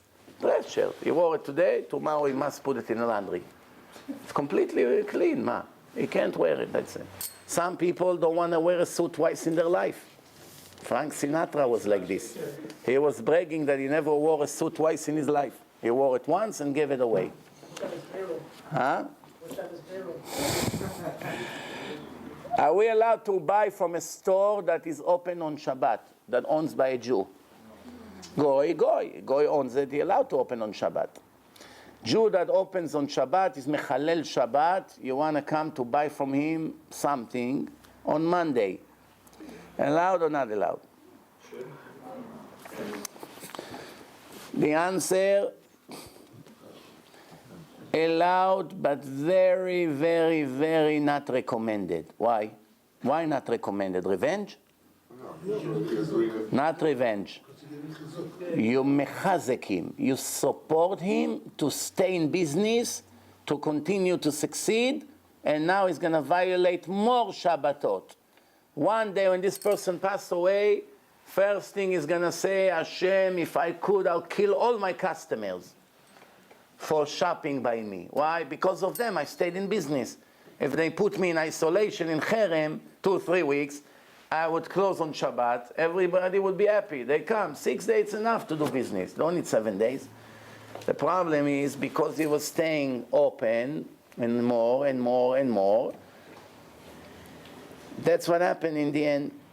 Are you allowed to watch on television or on the internet a kosher show? if there is such a thing. If there is. No, kosher show that was recorded on Shabbat. In Israel, was recorded by Jews, soccer game. They film it on Shabbat. They show it on Motzei Shabbat. You're allowed to watch it or no? Not allowed. Yes, not allowed. If you don't know, sometimes in Israel they used to write Sulam beyom chol. They interview someone with yarmulke, and he said to them, what? You're going to show me on Shabbat speaking on television with my yarmulke? People may think it's live. It's going to be the end of my life. I said, no, don't worry. We put a sign, was filmed beyom Shabbat. Sometimes I get urgent questions from Israel on Friday. By the time I get to it, Shabbat started a few minutes ago in Israel. Now I know if I'm not going to answer now, these people are very nervous. It's a very serious question. When they go out of Shabbat, they will have to still wait 7 hours for me to go out of my Shabbat. And it's real torture for them. So I write, I'm answering you from New York when it's not Shabbat. That's how I start my answers. Why? Because in case this person may think I'm in Israel, a lot of the Israelis still do not understand I don't live in Israel. They talk to me, where can I meet you? Where can I see you? Where is your next lecture? I live in Chulon, I live in Netanya. They don't understand. They see me speaking Hebrew in my lecture. They don't know where it is. Everyone pays attention to all the details. So that's why I have to always write. I don't know what this person knows about me or not. All of a sudden he's going to see Motzei Shabbat that I answered him on Shabbat. He's going to think, that's another reform faker. It happened once. One time we programmed the Facebook to put an ad. Instead of AM, we put PM by mistake. And he posted it on Shabbat. And you should see the comments on after Shabbat. What kind of rabbi post on Shabbat in Facebook? Now one person was thinking maybe it's programmed. You got to be careful with these things. Next question. Are we allowed to make snowball and throw it at people? Huh? Snowball, allowed or not allowed? Not any day, right? What's the sin of throwing snowball? What kind of sin is that? Is snow is muktzeh or no? No. It's not muktzeh. So what's the problem of making a ball and throw it? Huh? The answer, Squeezing out the water. they asked Rav Chaim Kanievsky that question, and he said for sure it's not Isur Deoraita, but it looks like you build a ball. It looks like, which makes it Rabbanan. But some say it's permitted. Why? It's arai, it doesn't have existence, no problem. And the sheleg, the snow is now muktzeh. Are we allowed to build a doll, a doll, you know, that they stick the carrot and make him a nose? Snowman, snowwoman, snowman. Allowed or not allowed? On Shabbos. Big snowstorm, Christmas snow. The kids are happy, they take your hat, they put sunglasses. Looks very impressive. The kids wants to play, let the kids play, what do I care? Allowed or not allowed on Shabbat? The snowball, why not? The answer, not allowed. Why? Because when the people build it, they don't have in mind to break it. They have in mind to leave it as long as possible. If you can leave it a month, they leave it a month. They'll never pull it apart. The kids that do it, they have in mind, I wish it's going to stay forever. Which cause, it's called building, if it's going to be a month of a cold temperature, which happened in the past. The snow does not melt, it can stay for a month. Therefore, any kind of building for more than 24 hours with the intention to leave it permanently, it's not allowed. Are we allowed to carry a gun on Shabbat? In Israel, it's needless to say. Every second, it's a life risk. You don't know who's going to attack you next. You walk in front of 1.5 million potential murderers around you. 7 million people, 1.5 million potential murderers. No, don't get me wrong. Not every Arab is a murderer. Not every Arabs go and try to kill Jews. No. but it's enough that 1% of them in Israel are very pro, and there's a lot more than 1%, make no mistake. 1% out of 1.5 million is how many potential murderers that are waiting for the opportunity to kill a Jew. Did you see today the video that they published today on the media? A guide how to stab a Jew in the most efficient way. Publish it all over the internet. No FBI, no police, no nothing. Obama so far is on vacation probably. We didn't hear anything yet. Playing golf. Ah, he's playing golf? Ooh. Well, you don't have to be a prophet to know he's on vacation. Oh, that's their dream, to kill you. In a place of danger, even though a gun, a weapon, it's muktzeh, but if there is a life risk, you're allowed to carry weapon. The rabbis in Israel decided that at least one person that comes on Shabbat to shul will bring his personal gun with him. Why? You may come and say, what is this person going to do with one little gun? They can come with machine guns. What? The answer is no, not true. Why? Because if they come and they get surprised by one of the people there and he begins to shoot 3-4 bullets, they begin to run. Because they're not prepared for that. From the panic, they run away. Even if you put a guard in the entrance with a gun, a guy can be a Druzi. What is he going to do? If it's a real commando attack, 1 second they kill him. But the answer is, it makes them think twice if they want to attack that shul. Why should we go there when there's a guard with a gun? Let's go to a place that doesn't have. So automatically you can save your place just by putting someone. Same thing in Costco. They always put a guy by the exit. Supposedly check your card, it goes like this. Did he ever check anything? I always fool him and then I show you, hey, you didn't see this. There's another receipt, you see? 2 receipts. You know, they don't care. But why they put it? They know you cannot catch the thieves. The answer is, it makes the thieves think twice if to come there and steal. They can go to other places, there's no one checking. Why to take a risk? It can save them millions of dollars. This guy that gets paid $10 an hour standing over there saves them every hour thousands of dollars. If without him, do you know how many thieves there are there in the store? They wear the shirt, they put the jacket on it, and they run away. They take chocolates, take a bite, put it in their pockets, all kinds of things they do. Sunglasses, take it off, they put it like they came with that. Ay, ay, ay, ay, ay. When there's no Yirat Shamayim, everyone, the thief thinks, all I have to do is not to get caught. It not even occurred to them that there is a camera of Hashem, and one day they'll pay the price.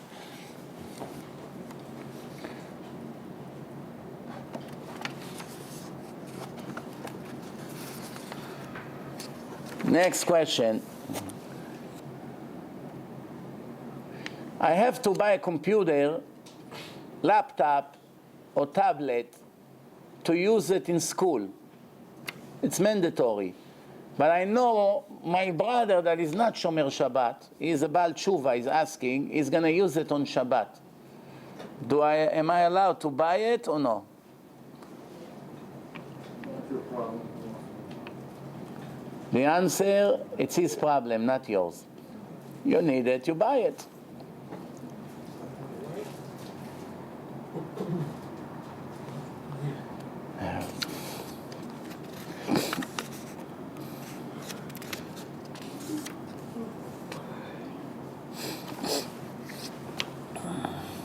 Alarm of a car went very loud on Shabbat in the whole neighborhood. You know, some alarm screaming, help, a thief. Whole Shabbat under your window right there. At night, at night the sound travels faster because there's no light. The sunlight cuts the voice waves. It cuts it. That's why in the day you don't hear the voice so loud. At night there's no karnaim of the shemesh. How do you say karnaim? Rays. The rays of the sun doesn't cut the voice that travel. That's why at night you whisper, people hear you across the street. Why? There's no obstacle. So over here, so the question over here is, the alarm went very loud, And the person asking, and also the neighbor is very embarrassed, because all the neighbors are cursing him now, because it's his car. So the question that he asked, if he allowed to cut it, to do something to stop it on Shabbat. If there is a goy, it's no question. Ahmed, don't you have a headache? Yes. Why do I have a headache? Don't you hear the alarm? Yes. No. So how doesn't it bother you? What do you want me to do? You want me to stop it? Ahmed, come on. You don't tell him directly. So Ahmed eventually, maybe next Shabbat, will get the point. But it's allowed. But we're talking, there's no Ahmed now. Huh? The answer, it's very surprising. You say if you do it in a change, it's straight the Rabbanan, and it's in a place of losing money, it's allowed. Why it's straight the Rabbanan? Why? One, you do it with a change. So every sin you do with a change, with your nose, with your mouth, something that it's not usual to do, automatically lower from the Oraita to the Rabbanan. And then if you use a kid that is not bar mitzvah, so he does it b'shinui, it's to the Rabbanan. Why it's allowed? It's allowed because if the alarm will go constantly the whole Shabbat, besides the aggravation that it gives to all the people tsar, that's besides the point, it also makes the battery of the car become empty, cause you damage, because it ruins the battery. Since a person loses money and it can be done in rabbinical way with a change, he said that it's allowed. Are we allowed to put food in a freezer on Shabbat, or it's not allowed because we have a rule that we're not allowed to prepare food if we prepare something from Shabbat to weekday? You can't prepare from Shabbat to a weekday. Shabbat, it's not a preparation for a weekday. Weekday, it's a preparation for Shabbat. Shabbat is the king. The king does not serve and prepare for the servant. The servant prepares for the king. The question now, putting something in a freezer on Shabbat, like the chulent from the morning, everyone eats whatever, you want to put it in a freezer for Monday, you want to eat it. The question is, if you're putting it now, you're preparing it, it will be prepared that after Shabbat it will be already frozen. You have to wait after Shabbat and then put it in a freezer. The answer, it's allowed because you're not doing to save time on weekday. You're only doing it now because you don't want the food to be spoiled, especially in Israel when the temperatures are very, very high. The food in 5-6 hours can get all spoiled. Therefore, it's allowed. Are we allowed to wash the leathers on Shabbat, even though there is a chance that we'll eat the bugs? We'll kill the bugs. We'll kill the bugs by rubbing. There's little tiny microscopic bugs that at least 1 or 2 of them will die. And you're not allowed to kill animals on Shabbat. Not allowed to kill anything living. You're not allowed to kill on Shabbat unless if it's a life risk. If he comes to kill you or to attack you, then you kill him, of course.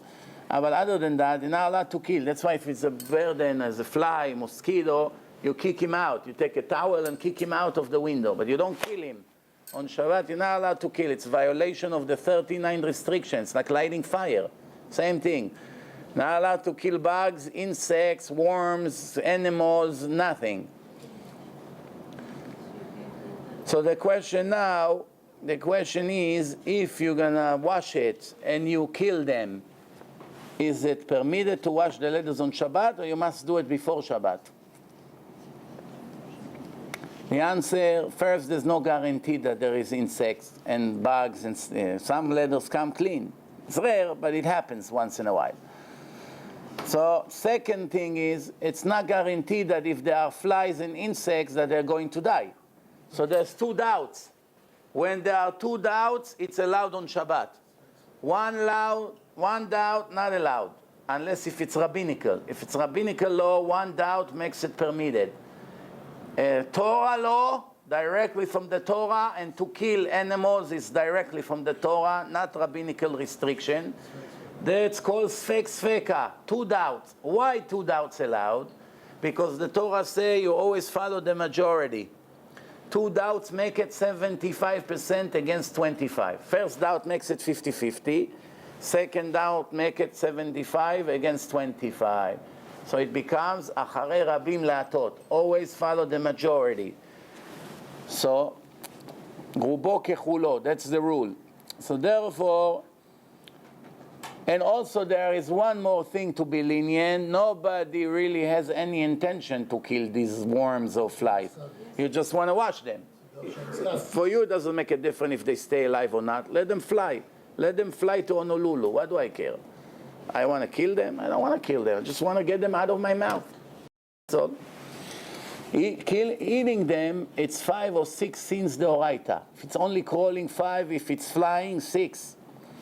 6 pork steaks in 1 tiny mosquito. You know, sometimes in the summer you go to the park, you take the children, for those who have normal life. So they take the children a little bit to the park, you know, and there's all these little tiny mosquitoes, hundreds of them. You open your mouth, 15 were swallowed. They go into the mouth, very small, there's nothing you can do. You swallow, all of a sudden you hear something is sliding down there. Is this a sin also or no? The answer, not a sin, anus. The question is, if it's a sin or not, it's not a question. The question is, does it make you dumb or no? Because the Torah says someone that eats non-kosher food, things that are not permitted, becomes spiritually dumb. Don't make that mistake. He can be the greatest mathematician and scientist in the world, no problem. Spiritually dumb. Which means you show him what the Torah say right and what the Torah say wrong. In his mind, he always sees the opposite. Doesn't make sense. I can't believe in this. No connection. Why? He's reviving his body against the law of the Creator. How do you want this body to function? How do you want? The soul gets blood, the nefesh gets blood that is made in an illegal way. It's not a kosher blood. That's why the religious Jews in Israel, they have a special bank of blood.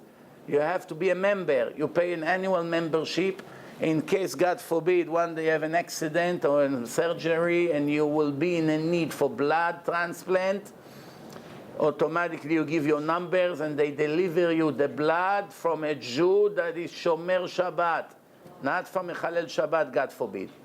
Directly in a time of X, if there's no blood, you take from anyone.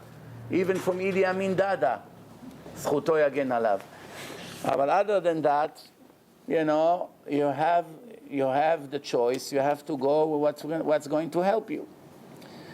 Are we allowed to fold the talit on Shabbat when we finish the prayers?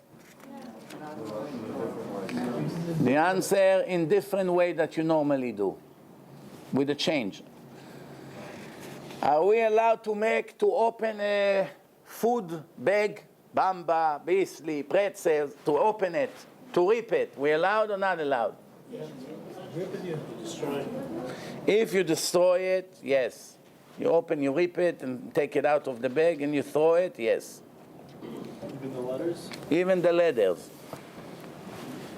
You have no intention to erase any letters. It's not the regular way of erasing. Those letters are not real written. It's just an imprint of a picture. There's many, many reasons why it's allowed. You want to be extra strict, try to rip it not on the letters. But other than that, if you throw the bag, it's fine. Next question. I am a volunteer in Magen David Adom, what we call in America Hatzala. Okay, now, I have a shift on Shabbat. Is Shomer Shabbat the person who asked the question? Is it better that I will serve the shift on Shabbat? Because, you know, it could be life risk. Hatzala people, they're allowed to be on a shift on Shabbat. They may get a call. Or it's better that I will replace with a secular Jew and then I'll do the shift that he has after Shabbat. Because anyways, Mechalel Shabbat, he doesn't care about Shabbat. better because he knows. It's better because he knows the halachot. The irreligious Jew doesn't know the halachot. He knows what to stay away Better from. to stay on Shabbat. Let him stay because he knows what not to When do. he is Mechal Shabbos, he has an affair. He knows what to do, what he can't do. When the frum The non-religious Jew doesn't know what to do. The answer is you have to replace. First time it's the opposite of what you say. So far every time you said something you were right. Maybe this time not. Maybe this time not. And I tell you now why it's allowed. He has to replace it with a secular Jew. Not because he's using the secular Jew as a goy of Shabbat. That's would not be allowed. Because now, once the secular Jew take the shift, if he will do violation on Shabbat to go save the life of someone, or got a call from a woman that needs to give birth, or someone who had an injury, his violation of Shabbat will be permitted. So he's never going to make sins because of me. But for me, that I love Shabbat and respect Shabbat, is a huge burden to be with the walkie-talkie on Shabbat, nervous. Any minute they'll call me and I have to leave the meal in the middle of with the family and the guest. For him, it's a regular weekday. Doesn't care, Monday, Shabbat, for him the same thing, complete goy. No difference. That's why I am not throwing my sins to you. If it would be sins, then it will not be permitted. But since he will do anything that I will do in a permitted way, why not? For him, it's very fun. Sit, watch television in a place. He doesn't care. So he will make the regular sins that he does, whether he's in the Atzala station or in a different place. That's nothing to do with me. He'll do it anyway. But the sins that he's going to do related to saving life or to take care of sick people, they will be permitted. Therefore, I did not cause him to do even one more sin. So at least now I will enjoy my Shabbat. For him, it's nothing special. Later, I'm going to replace him, and we're all happy. Now you tell me that it doesn't make sense. I'll show you. You disagree with this? What's your answer? No, he says not. Because he does not know what halachas that he's not allowed to do or what he could do. The religious Jew knows what he can do. So since he knows, the knowledge is there, he's going to stay. That's even better. If he doesn't know, he's completely shogeg. If he knows, he does it anyway. Now he doesn't know, at least he's shogeg. Other than that, he'll be mechalel Shabbat somewhere else in a much worse things. At least here, he does things that they could be machloket aposkim, if allowed to do, not allowed to do. That's what I'm saying. No, so that's why the Baruch atah Adonai Eloheinu melech haolam she'akol nהיה bidvaro. frum Jew can do it. I didn't say that frum Jew cannot do it. One word of what I say you miss the whole thing. I just say which one is better, to enjoy Shabbat with your family or to be on a shift when a secular guy can take it and you do the next shift. So it's good for both of you. For him, it doesn't make a difference, so he doesn't lose anything. And for you, you have a normal Shabbat. Remember, shift is a shift. If you don't find someone to replace you, what do they care? It's your obligation to be there on time. Rabbi, what about the time when they adjust the volume? A lot of times there's no emergency, but you see always Hatzala on Shabbat adjusting the volume. Adjusting the volume. There's no emergency, they just adjust the volume in and out constantly sometimes. There's no emergency, so it's already Maybe because it bothers the people in the shul. What? Still, it's not like it's a regular situation. Do you hear the question? Why they adjust the... They're allowed to adjust. Why they allowed... Why? I didn't say they allowed. Why they're adjusting the volume on a walkie-talkie? When they want to hear something, they increase it, then they lower it. Where is the permission to lower the volume comes from? I would assume that somebody gave them a permission to do it. I just try to think where the permission comes from. While you're thinking, let's move to the next question. By the way, what you said. We didn't say it's halacha. We just say that's what they do, some of them. The question is where they get this permission to do so. What you said, that it's better, the early. What's your You wouldn't be allowed to do that. Who's the source? What? You wouldn't be able to adjust the volume. You wouldn't carry the walkie-talkie altogether. It would be allowed the whole time. Why? But people know this at Salah. It's nothing to be afraid The of. whole time, so with the truckies, they wouldn't carry the walkie-talkie. What's the source? Keep it one The source is Shut Igrot Moshe, Rav Moshe Feinstein, Or HaChaim Daled Ayin Tet. Not like Rav Shlomo Zalman Auerbach that says like you. Rav Moshe Feinstein. Good point. Yeah. Next. Are we allowed to get 10 on Shabbat? Person has a pool by his house. He wants to lay down and become a tomato. Allowed or not allowed? Yes, it's not the way to paint. It's a natural cause, reaction. If there would be painting, then you would not be allowed to go on the street in the hot days with the sun. Are you allowed to use hand softener? On Shabbos, in a place that it's all religious, Mea She'arim, Monsi, and the lights on Shabbat, when you want to cross the street, they still automatically go green, red, green, red. Do you allow to listen to the light on Shabbat when no cars are there? Or on Shabbat is dismissed, or it's still Chilul Hashem? Because if you go in front of people and you go in red light, you cross the street, people say, look at these religious people, they don't care about the law. The question is it on Shabbat? What law? What? No one is here. It's empty. No cars. It's a ghetto. Closed. Mother stove. They closed their streets over there in Yerushalayim. Closed from one side, closed from the other side. No cars. The light still goes on and off. Who cares about the light? Allowed or not allowed? What kind of questions people ask? The answer, allowed.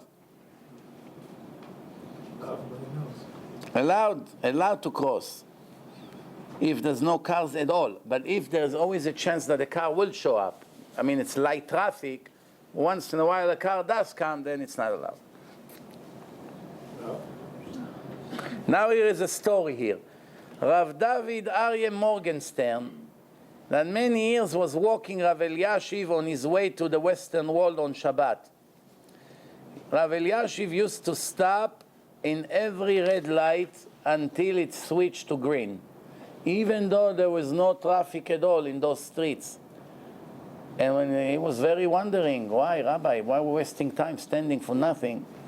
Rav Eliashiv said to him, because of the law, the transportation laws of the public, it's an obligation to obey the rules of the laws of transportation.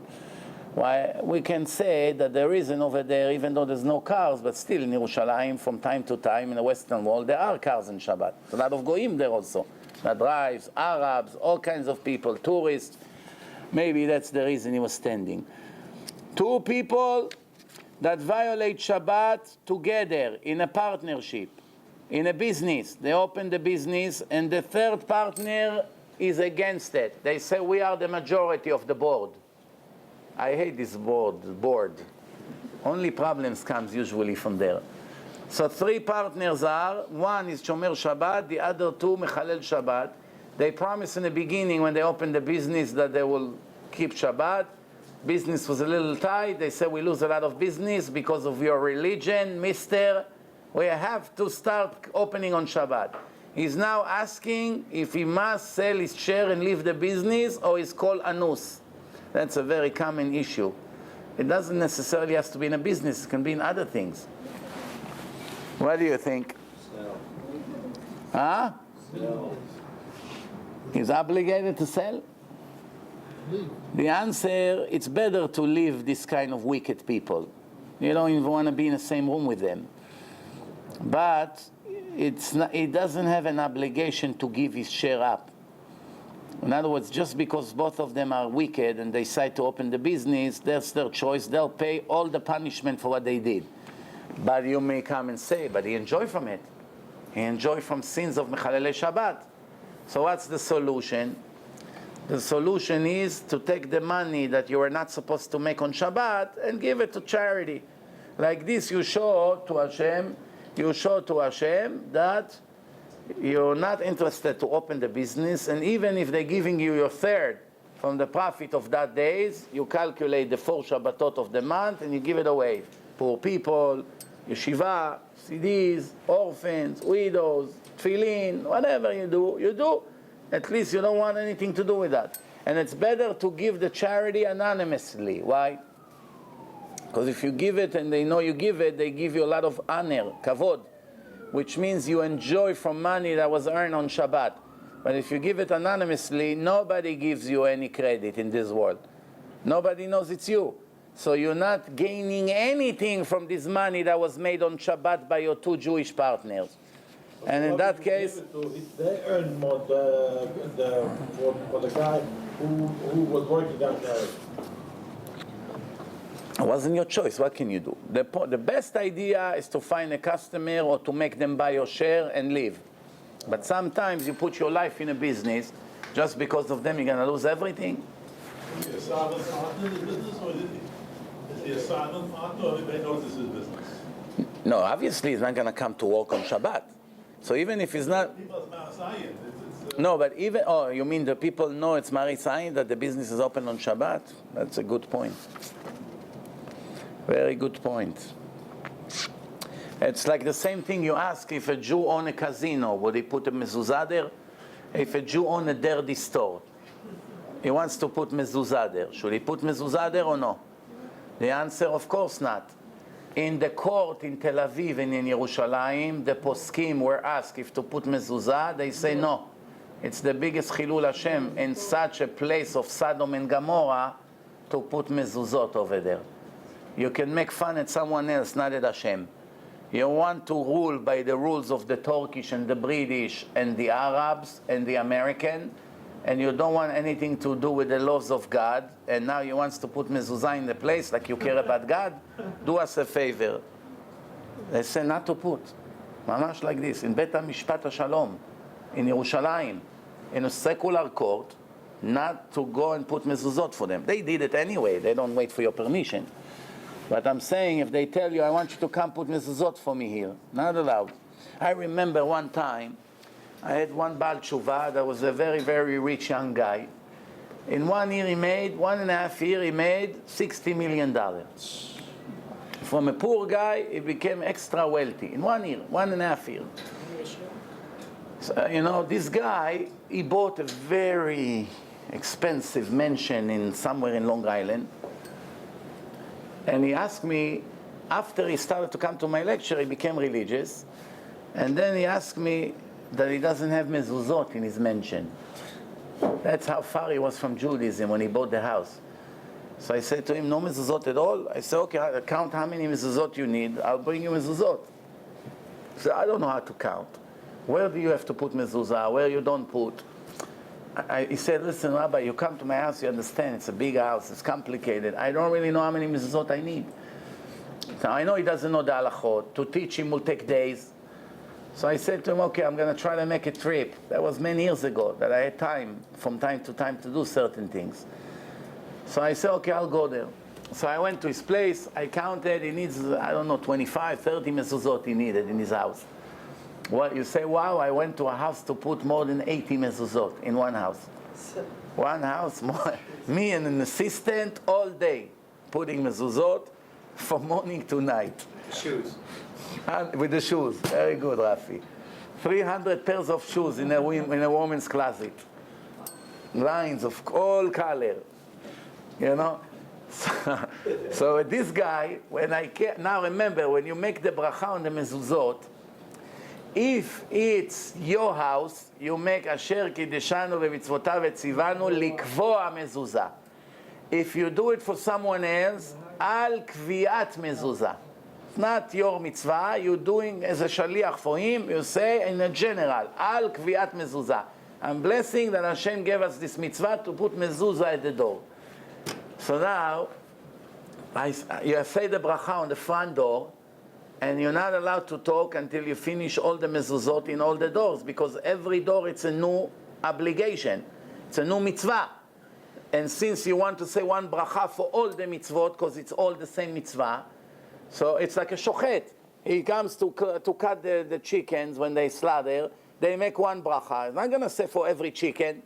One, it's enough. 1, 2, 3. But what happens if he stops, he goes, eat lunch, then he sharpened the knife.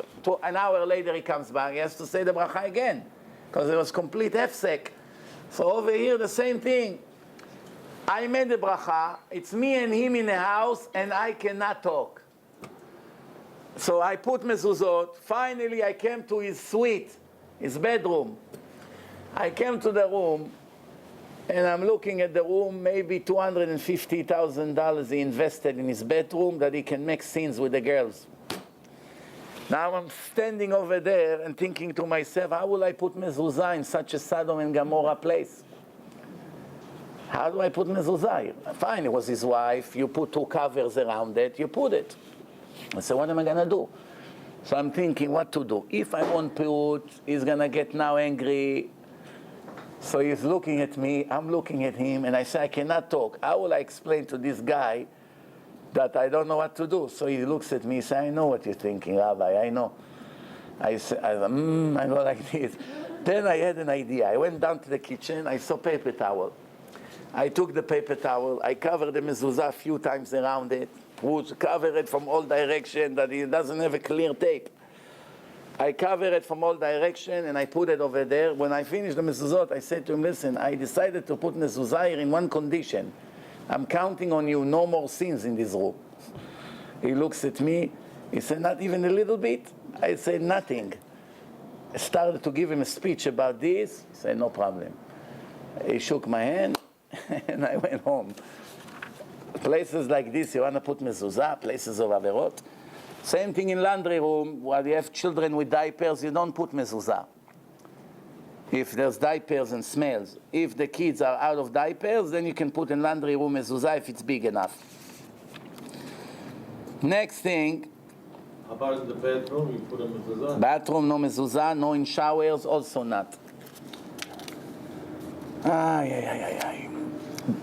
Police in Israel, that it's on a call on Shabbat, is he allowed to work or no? Life risk. Many Ahmeds walking around with guns waiting for a new victim. You need police in Israel. It's pikuach nefesh more than any country in the world.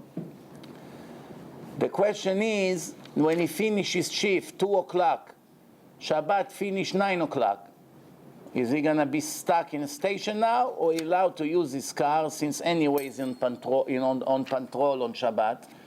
So now when he's done, he's allowed to go back home or no? Only when he was on a job, you are now guarding the life of people, which is allowed. You don't guard the life of people. Walk home, 2 hours, walk.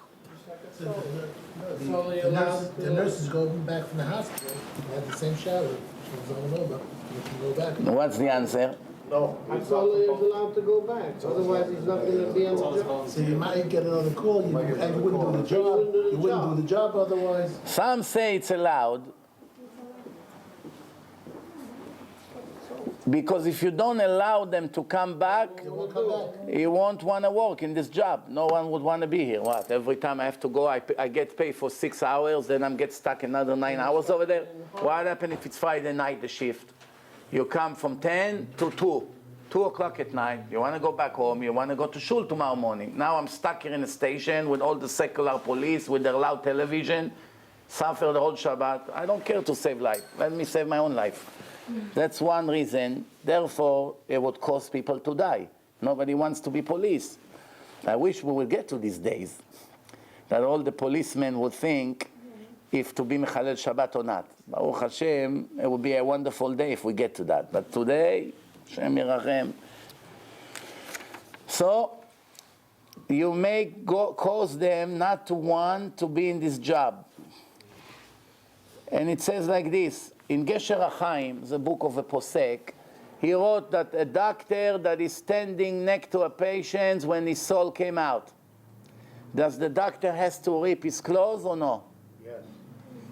It's the same thing. He's going to have to keep on doing it. If every day he's going to have to rip his polo shirt, he's going to rip more shirts than what the hospital pays him. No one would want to be doctors. That's why it's dismissed. What other people has to do, he's dismissed. Why? Otherwise, he won't be a doctor and people would die. Rav Eliashiv said, a doctor that was woke up in the middle of the night to save life, does he have to run with his pajama or he has permission to get dressed? To get dressed is 5 minutes. Find the shoes, socks, middle of the night. He was laying in his bed with his shorts. He has to look in the closet, which chair to put. 5 minutes it takes. Could be life and death, 5 minutes. If he ran now to the hospital and they tell him he just died, if you would get here 5 minutes earlier, you may be able to save him. Then he's eating his heart all his life. Why didn't I run with my pajama? So the answer is he allowed to get dressed or no? They ask Rav Eliashiv this question. This is tzaddikim doctors. Doctors that are righteous, they care about life and death. They don't want to get the guilt for it. So what did he say? Is he allowed to get dressed or no?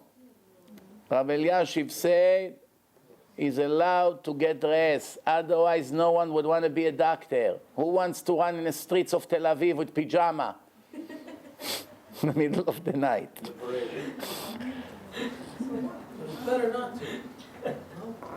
It's about self-respect. Self-respect, guys, life's on the line. Guys, I got everything. I see in pajama. Put it in your daughter. And then nice pajamas, you know. Yeah, parades with them. Someone opened the fridge on Shabbat and just found out that he forgot to put the light off. There's a switch, Shabbos switch. Oh, I forgot to turn it off before Shabbat. Now the door is open, the light is on. To close, obviously you're not allowed because it's going to shut the light. You're not allowed. So you put maybe a towel and you put it that it won't close all the way, not to press on the button, on the switch. That's not the question now. The question is, are you allowed to take food out of the fridge because you have access to the food through a violation of Shabbat?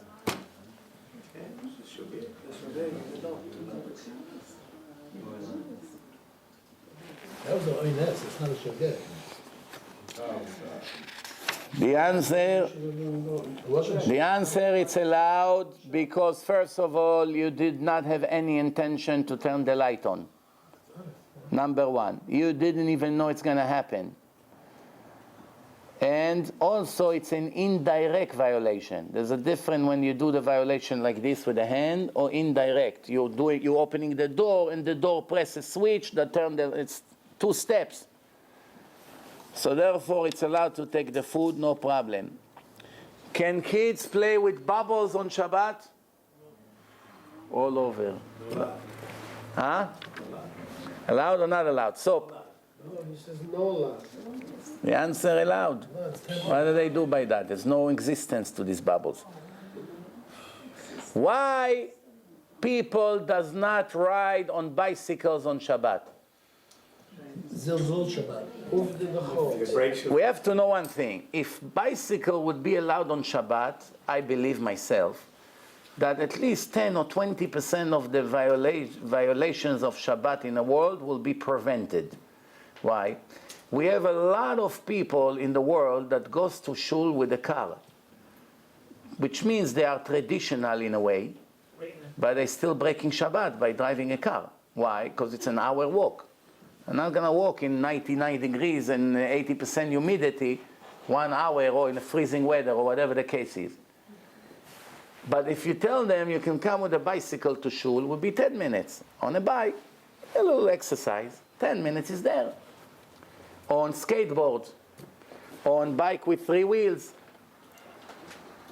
So the question now, why really it's not allowed to wear bicycle? We'll start my answer with the Ben Ish Chai in Baghdad 100 years ago say that it's allowed. Which means, technically, really, to use a bike was supposed to be allowed. We want to understand 100 years after the Ben Ish Chai, how all of a sudden it became not allowed. Someone told me once that he was in an Ashkenazi community somewhere in America, I don't want to say where, somewhere in America, not New York, and all the people over there come to shul with a bike on Shabbat. Because they came to the conclusion, better they're going to do that than they come with a car. The rabbi is a brave man. He took that decision. You cannot tell people you're allowed to ride bike on Shabbat. You have to tell them to drive a car on Shabbat is the biggest crime against God in Judaism. It's violation of Shabbat, Isur D'Oraita. Compare the sin of bike to driving a car is like comparing a penny to $1 million. He will get the point. So if he insists to come to shul, better he pray home, of course, not to come at all. But if he insists to come, of course it's better he comes with a bike. You don't need to be a genius to know it. But the rabbi doesn't have permission to say to him, you're allowed to come to shul with a bike. Because that's not minhag haolam. The world doesn't say. But I want to understand what's the problem with riding on a bike. Yeah. Carrying? No. Zilzul Shabbat. The chain comes off. Zilzul Shabbat. He say disrespecting Shabbat. He say the chain may come off, and he say carrying. Any more opinions? If it's rolling, it's in Reshut HaRabim. Say there is an eruv, or there's no Yisura. Most places it's not Reshut HaRabim D'Oraisa. Most places. It's curving, rolling. Rabbi, So for that- example, the old people here in Brooklyn, a lot of times they cannot walk. So they have like a come with a bike. With a wheelchair, a bike? With a bike. Like a chariot kind Yeah, of yeah, yeah. bike. They fix it No, the bike is always in Reshut HaRabim. You don't bring it in and out from the house. It's parking outside. Parking on the street with a chain. You open the chain with a key and take it. The answer is, maybe he will have to fix a flat tire, or the chain will fall, or the wheel sometimes turns. All kinds of corrections. There's a lot of chances for the bike to break, which would lead you to fix it, which is not allowed on Shabbat. Maybe you come out of the territory, michutz latchum, and also it's uvdan dechol. It's an act of weekdays. It wasn't acceptable as an act of Shabbat. Ben Ish Chai say if there is a eruv, it's allowed. Ben Ish Chai. Some say that no one else agreed with the Ben Ish Chai. It was that Yachid.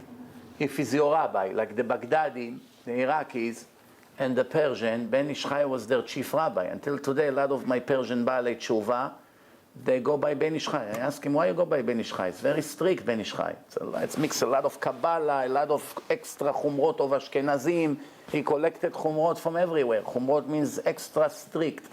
A very, very high level rabbi, very high, very big holy person. And genius, a complete genius. But his level was in such a level that many of his decrees were way above the ability of the public. So today, for instance, Rav Ovadia Yosef was a lot more makel than him in many of the things. So the question now, I asked these Persian kids, why are you following the Ben Ish Chai? I said, this is the tradition of our grandparents in Iran. I said, but Iran, it's Iran, in Iraq, it's Iraq. I said, it doesn't matter, it was the rabbi of the whole area. Iran, Iraq, Afghanistan, Kurdistan. Nobody had the nerve to make a peep against the word that came out of his mouth. He's a Mara de Atra. So I was just another rabbi of a community. 10,000 people came to his lectures on Shabbat in a shul in Baghdad. There's a picture of the shul. 10,000 people came to hear him without a microphone 100 years ago. He said, if there's a roof in the area, you can use a bike. Now I'm going to give you a trick.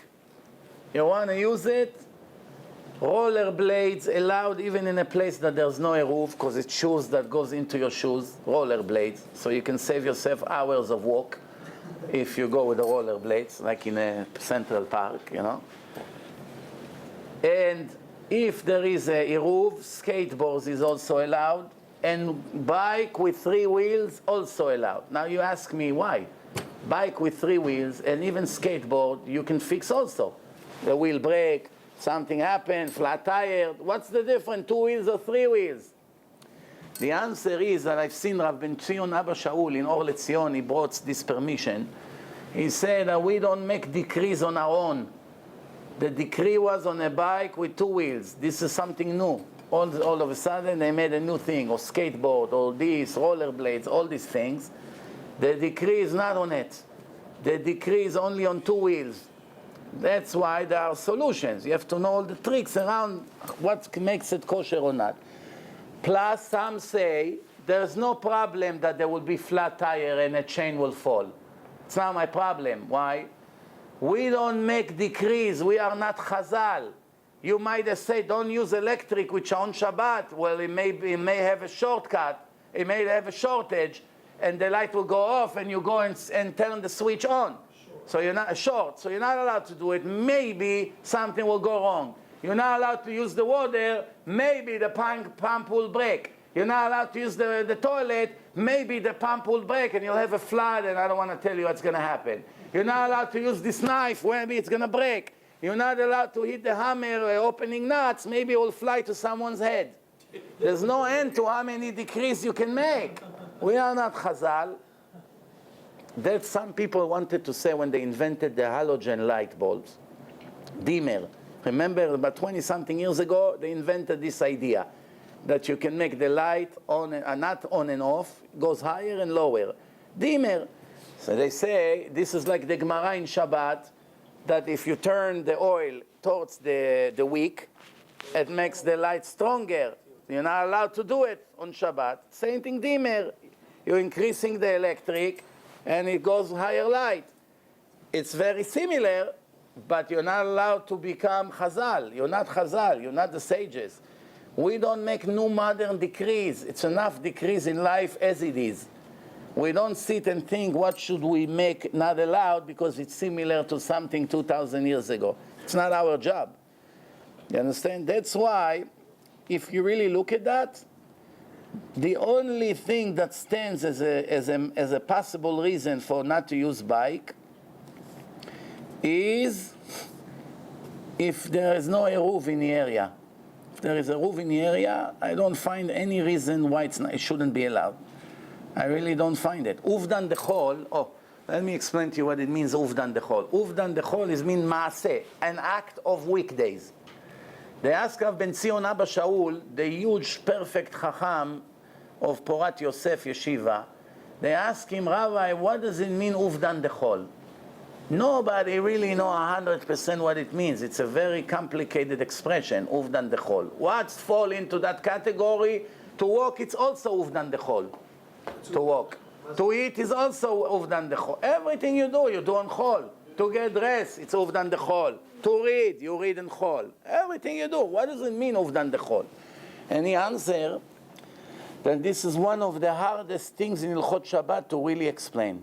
Why here it's uvdan dechol, why here it's not uvdan dechol. And if the biggest chacham that all his life digged in the Torah to the deepest levels had difficulty to understand what's considered uvdan dechol and what's not, who am I to even try? But the idea is, why if everyone would ride a bike on Shabbat, everyone, why would it be uvdan dechol? Uvdan dechol, what uvdan dechol? You go to work with a suit, you go to the shul with a suit on Shabbat. So now because you wear a suit 6 days, you're not going to wear on Shabbat a suit? What is, if there's no restriction of the laws of the Torah by using the bike, you're not supposed to be afraid what may happen. It's not you're not Chazal. What may happen, what may not happen. It may happen. You leave the bike on the side and you walk to shul. And many other things happen to us on Shabbat, and we have a test if to violate Shabbat or not. So we're not going to move on Shabbat because we're afraid that something may happen. Question was here. Riding the bike and get overheated. It's not possible in the summer in Israel and in New York to walk 10 steps on the street without sweating. No. You're allowed to walk fast to shul and you sweat. You're even allowed to run to shul and you can sweat. You're not supposed to do training, exercise on Shabbat. But you're not using the bike for exercise. You want to get to shul instead of an hour for 10 minutes. That the rest of the time you sit and learn Torah. Once you allow it, you can use it for exercise, you can use it for whatever they want. That's why they don't do it. People are going to start going on Ocean Park with their family on bikes. They do it now. That's not running, you're not supposed to walk either, because you're gonna make That's an not running. But exercise. it's different. What they're doing is now. You're taking a bike. No, you shouldn't Then you go jogging. So the same thing, he gave you a very good answer. You're allowed to run to shul. Why are you allowed? Maybe people would interpret that now you're allowed to jog on Shabbat. Because if you run to shul on Shabbat, what's the difference running to shul or running to the park? If they go with the suit on their bike, fine. But if not, they're going to go with the short and the whole thing. I mean, they're going to exercise. Who goes with the suit on the bike? What happens if a person wants to lift weight on Shabbat? It's exercise, not a run. Allowed or not allowed? If it gives him pleasure, allowed. If it's for exercise, not allowed. But if you enjoy it, I don't know how someone can enjoy from it. Apparently there are people who are addicted to it. They're like this. All day, they enjoy from it. I don't know. If they enjoy, is allowed. So what's the bottom line? You allowed to go with a pipe or not? If you would ask me, I would say yes, but the law say no. The law says no? No? He's not going to tell you. Which law? The law of the rabbis in the world today. They don't want you to go. They don't allow.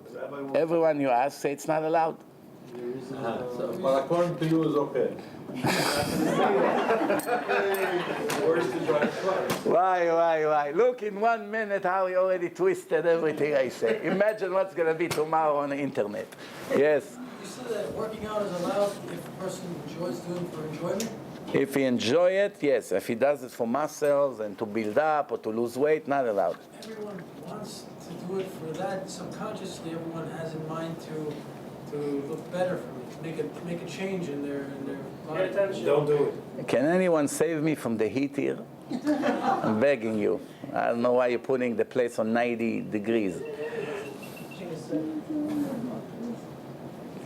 Are we allowed to rent my apartment to a Jew that is not Shomer Shabbat, knowing he's going to turn his television on and other things on Shabbat in my apartment? Is it once I rent him the apartment, he owns the apartment for 1 year and whatever he does, it's his problem? Or I become a partner to his crimes against Hashem? You won't rent them, we'll rent somebody else, by somebody else. He rented to Ahmed. Yeah. Always a possibility. Israel is full of goyim. Russians, Romanians, Thailandis, Arab, Druze. Israel is full. Half of Israel is goyim. You're not helping him. Half. Everywhere you go, Romanian, Thailandim, Russian from that are not Jews, tourists. So many people are not Jews. He rent one of them. In Tel Aviv, in south of Tel Aviv, it's all Chinese now. Chinese worker rent all the Drom Tel Aviv area. Shchunat HaTikva, all the houses where all the tzaddikim used to live 80 years ago. All the Yemenite tzaddikim and the Iraqi and the Persians, now it became all Chinese and blacks from Sudan and from those places. It's all goyim there. So what do? You rent it to the goyim. What's the problem? So the answer is, it's allowed because he's not violating Shabbat because of your apartment. Which means if you don't give him the apartment, he will be forced to keep Shabbat. If that was the case, if he asks you for your car, I need a car. I want to borrow your car on Shabbat. Where is the key? He walks in on Shabbat, your neighbor. I need a car. If you don't give it to him, you will prevent him from millions of sins. Because driving a car on Shabbat, every second is a new sin. When you press on the gas, brake. It's a lot of sins. So by not giving him the car, he will get angry at you, but you save him from horrible punishments.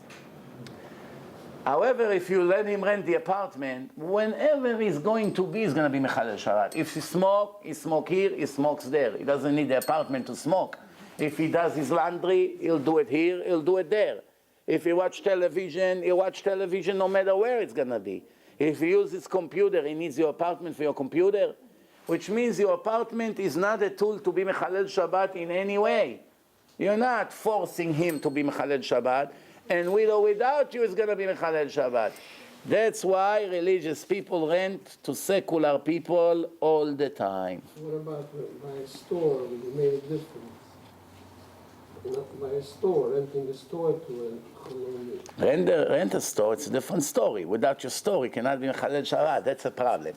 But even in stores, there's big arguments. For instance, if there are 10 different stores available, and with or without you is going to rent one of them. If not yours, it's going to rent this or this or this. It's a new mall. He can do anything, anywhere. He doesn't need you for that. Then it's not lifnei iver. It's not lifnei iver. And also it's not mesayea ledvar ovre avera because you don't actually help him directly. He used a place which he rents. It's his. Basically, it's like he bought it for a year. It's not mine, bichlal. Once you rent it, you're responsible for the place, whatever happened there. That's it.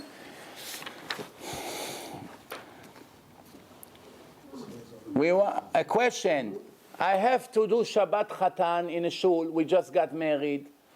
and a lot of my brothers and relatives, they're all gonna come with a car on Shabbat to the shul.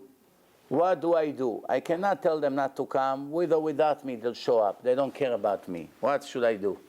Is this become my problem or no? Cancel it. The answer, not to do Shabbat Chatan. Cancel it completely. If so many people will be Mechalelei Shabbat, cancel your Shabbat Chatan. It's only a minhag. You don't make hundreds of people do millions of averot, each one of them, in order for you to keep one custom. Better you give up the custom and you prevent millions of Chilulei Shabbat. Bris on Shabbos. Same thing, Brit Milah on Shabbat. If the baby is supposed to be circumcised on Shabbat, you're allowed to postpone it to Sunday to prevent people from coming with cars on Shabbat, even though it's an obligation from the Torah to circumcise the baby on the 8th day. That's not a custom. That's an obligation. But I have a better solution. Make the circumcision in a place without telling anyone. Don't tell all your family and your Mechalelei Shabbat relatives where the Brit's going to be. They ask you, where is it going to be? In a shul? Say, no, it's going to be in one apartment, and I'm not telling you where. What do you mean you're not telling us where? You don't want us to come to see the circumcision of your son? This is our nephew. Your father screaming, my grandson, I'm not going to see his Brit Milah. You want to see it? Keep Shabbat. Keep Shabbat, at least that Shabbat. Don't be violator of Shabbat. Then, no problem, you're more than welcome. Come sleep by us. Rent an hotel across the street. You understand? If not, you can do the Brit Milah in a hidden place without telling them. Why? Like this, he can do it on the right time. And he needs 10 people and finish. And he makes a small meal on Shabbat, finish. Right. Yes? But if you do that, they'll never talk to you again, and then they'll never listen to you. He doesn't have the right to protest because he's the criminal, not you. Remember the rule. The Torah does not give permission to surrender to the criminals. If a criminal wants to go against Hashem, whether he knows what he does, whether he doesn't know, obviously there's a difference when he does it intentionally, when he has no idea what he does. But when you say to him, your crime is severe, it's horrible sin, I'm not going to give a hand to it, and he gets angry at you, it's not your problem. If he doesn't talk to you for the rest of your life, you should walk very proud that you gave up your convenience for the truth of the creator of the world. What do you think? It's a joke? You know, one person asked me yesterday on Facebook, he asked me about the Gemara that I once say in a lecture, that the Roman soldier say to the Rabbi of Asara Ruge Malchut, he said to him, Rabbi, they put the Torah around him, and they put lots of curtains between the Torah to his body, and they soak the curtain with water, that he should suffer more, that he won't get on fire quickly. So the guy with the torch, the soldier, he said to him, Rabbi, if I put the fire directly on you, which means instead of killing you in 5 minutes, I'll kill you in 20 seconds. And would you take me with you to Olam Haba, to the next world where the Jews go? So he told him yes. He said to him, I want you to swear to me. He swore to him. He puts the fire on him, and he jumped and hugged him together with the Torah and died with him. The guy went on fire. And the Gemara say, there was an announcement in the court of heaven that this guy is welcome to life of eternity, to the best place in heaven. So this person that asked me said, it's not fair. What, a person all his life did whatever he wanted, in 1 minute he goes to heaven, we have to work 70, 80, 90 years over here? So I wrote to him, I wonder why it's so simple to you that a person willing to go on fire, to jump into the fire for the truth of God, and you think it's just a simple act. How many people in the world you know that to be loved by Hashem and to do the right thing, they're willing to jump into the fire and goes on fire all over their face and body? How many people like this you know? I'm not talking crazy people in depression. No, I'm talking someone that does it because he thinks that's the right thing to do right now. How many people willing to do it? He wrote an answer to me, actually, you're right, I never thought of it. What do you think? In 1 minute you go to heaven? Yes, but what kind of a minute? A minute that took away 40 years of your life. 40 years of pleasures that the goy has. Football, basketball, McDonald's, scenes, going places, vacation, television, movies, dreams, making money. He gives everything out to hug the rabbi and get burned with him, to save the rabbi from suffering. Of course he deserves to go with him. What's the question? Please, that's my opinion. That's what happened. That's reality. That's what the Gemara says. יש קונה עולמו בשעה אחת. יש קונה עולמו בשעה אחת. But he doesn't get the same heaven as somebody who was learning Torah for 70 years. So he goes to gets the same thing? No. The Gemara didn't say that he gets exactly what the biggest tzaddik in history gets. No. He goes to Olam Haba. In Olam Haba there are many levels. Many levels. On Shabbat, after we wash, they have, just cream to make your hands, no? Cream? Soften. Yeah. Cream, it's two problems with cream. One, you're not allowed to smear cream on a body. Memareach. Second, cream, it's medicine, which you're not allowed to use medicine on Shabbat. So how do you do it? To avoid smearing cream, you can take the cream and you go like this. Cream for lotion. Lotion, it's something that everyone almost uses. It's not medicine. It's a way of life. It's like washing hands, like putting soap. Same thing. So that's why we're not calling it medicine. It's not medicine. It's a way of life. It makes life, it's like putting perfume. It's a way of life. Almost everybody puts perfume. So the answer is, the only problem we're left with is to smear it. So what do? You can put it like this. Not smearing. You go like this, and that's it. Eventually it sucks into the body. Same thing with a baby. When a woman changes diapers, sometimes they have to put the cream. They're not allowed to smear it nicely, but they put it by tapping on it, all the areas that have a rash. What's the rule for smearing? Memareach. Memareach. Memachek. Smear. Yes, smear. Not allowed. Next question. Are we allowed to play ball on Shabbos? Indoors,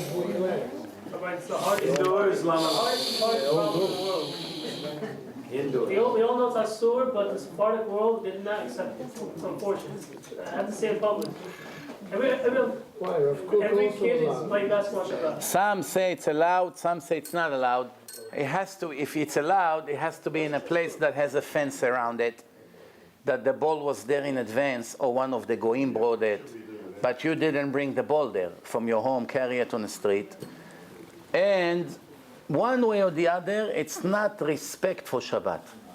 It's not a violation of Shabbat, but it's very disrespectful to leave the Torah and Hashem and the meal and the Divrei Torah and be Mr. Jackson. How about playing ping pong on Shabbos? Ping pong, it's okay. In a house? Yeah. Okay, no problem.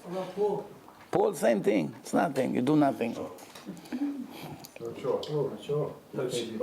I say to some of the secular people, they say to me, Rabbi, am I allowed to play with my wife cards all Shabbat?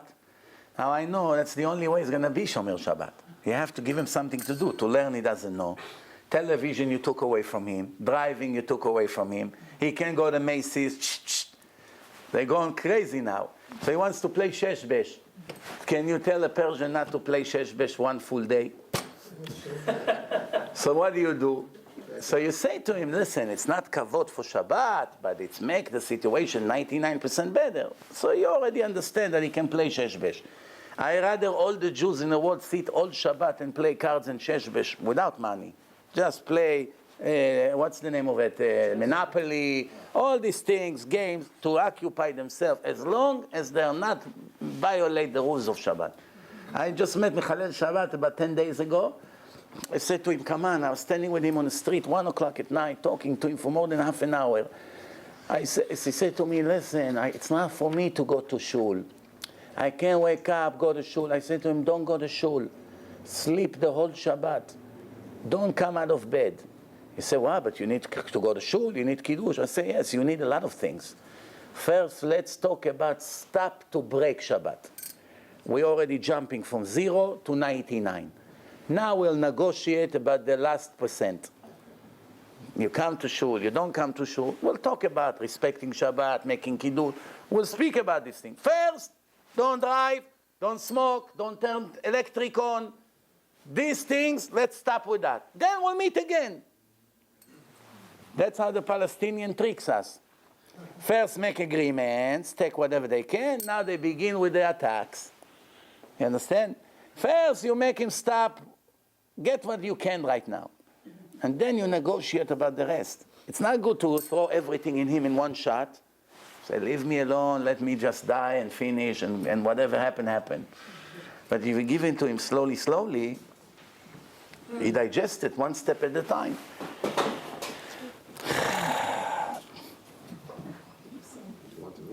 Next question. Are we allowed to ask someone what's the score in the finals? There's a game.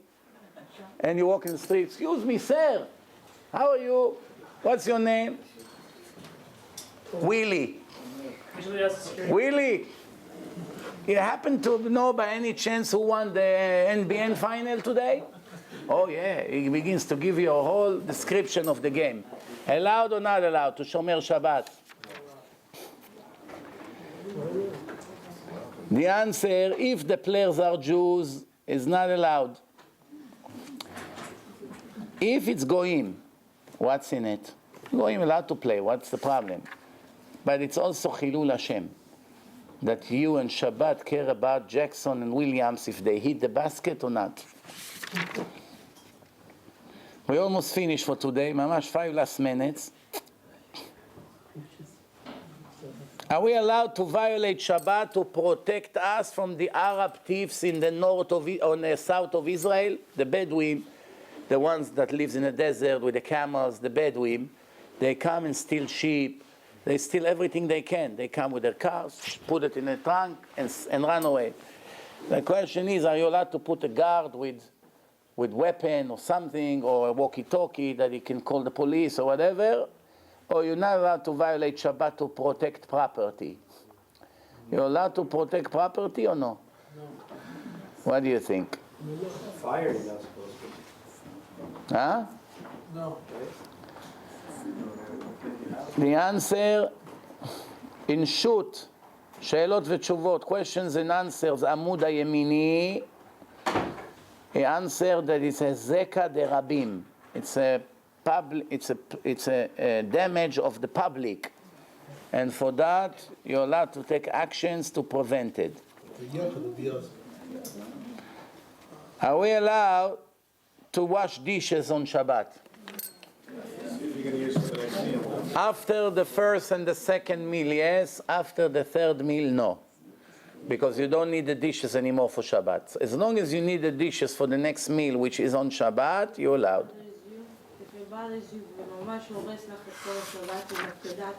No, you don't. I didn't say you have to wash dishes.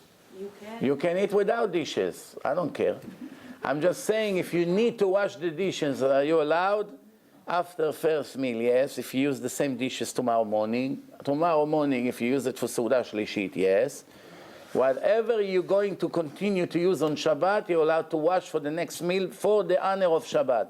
If you don't need this anymore, you leave it in a sink. Sunday, Sylvia will do the job. Can we read Tehillim for a sick person on Shabbat? Yes. Are you allowed to pray for refuah on Shabbat? Someone that is sick? What do we do when we open the Echal? We scream, Shabbat im milizok, u'refuah krova lavo.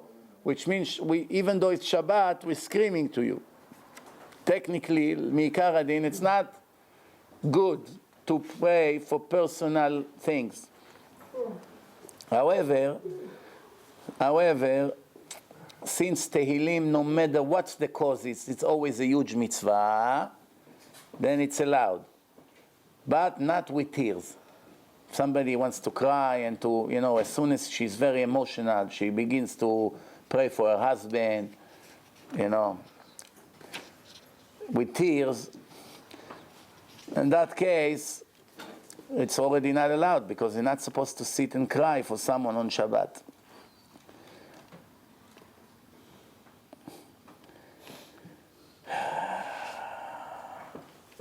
A handle of the door came out and you're stuck in a room. You only want to go out. You don't want to fix it. You want to put it in, open, and then leave it away. You're allowed or you're stuck in a room now? Huh? Because putting it back, it's fixing. You're not allowed to fix on Shabbat. I have another shot. Let's say you go in the telephone booth, and you close the door, and the light comes on. Are you stuck there for the whole Shabbat now, for 24 hours? That's what happened to Rav Ovadia Yosef in London. He was supposed to give a lecture. Everyone is waiting in a hotel. Kvod Rav Ovadia Yosef. He went to the bathroom. He realized when he walked in, the light went on. And he said, now I'm going to come out, the light will go off. And they announced, Rabbi, Rabbi. Anyone saw the Rabbi? Imagine you're stuck in a bathroom in a hotel in London. After that, he waited and waited. One goy kid walked in, opened the door. You know, the door was open. Quickly came out. The door stayed in because the kid went in. There's laser there. The light stays on. He sneaked out. Baruch Hashem. What would happen if the kid wouldn't come? They will continue to announce about him until today. Wow, they came to be with the rabbi. They're not going to go home without hearing him. Last question for today, Bli Neder, until we finish the introduction.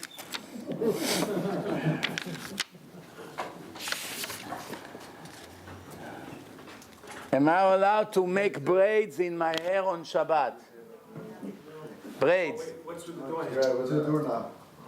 You didn't answer that one. Doorknob, I was hoping that no one would remember. Rafi, you ruined my plan. Answer not allowed. You're stuck in a room all Shabbat. We have to wait for someone from the outside to open it. It's claustrophobic. Huh? It feels Claustrophobic, it's only in little closet on boxes, not in a room. Claustrophobic in MRI. You know, when you go into the MRI machine, your nose is itching, and your hands is like this, and you say, wow, what if they forget me over here? What a way to die. You don't see anything. You say, wow, imagine now the machine will get stuck. It will take days to get me out of here. Yeah. When you put the handle in, it can't list. It's not a taking one of it. But still fixing, because now he wasn't able to open. For some, doesn't matter, the Rabbanan, so the Rabbanan, fix it for 1 second, no kiyum, but fixed it. It's tikkun. You made it able to open again. It's better to not to stay in the closet and not go to shul and have a whole Shabbat. To stay where? To stay in the closet and not have all the tefillot and everything. You pray inside the closet. Yeah. Now your prayers will be the prayers of your life. Shir למעלות, הוציאני נא ממחשכים.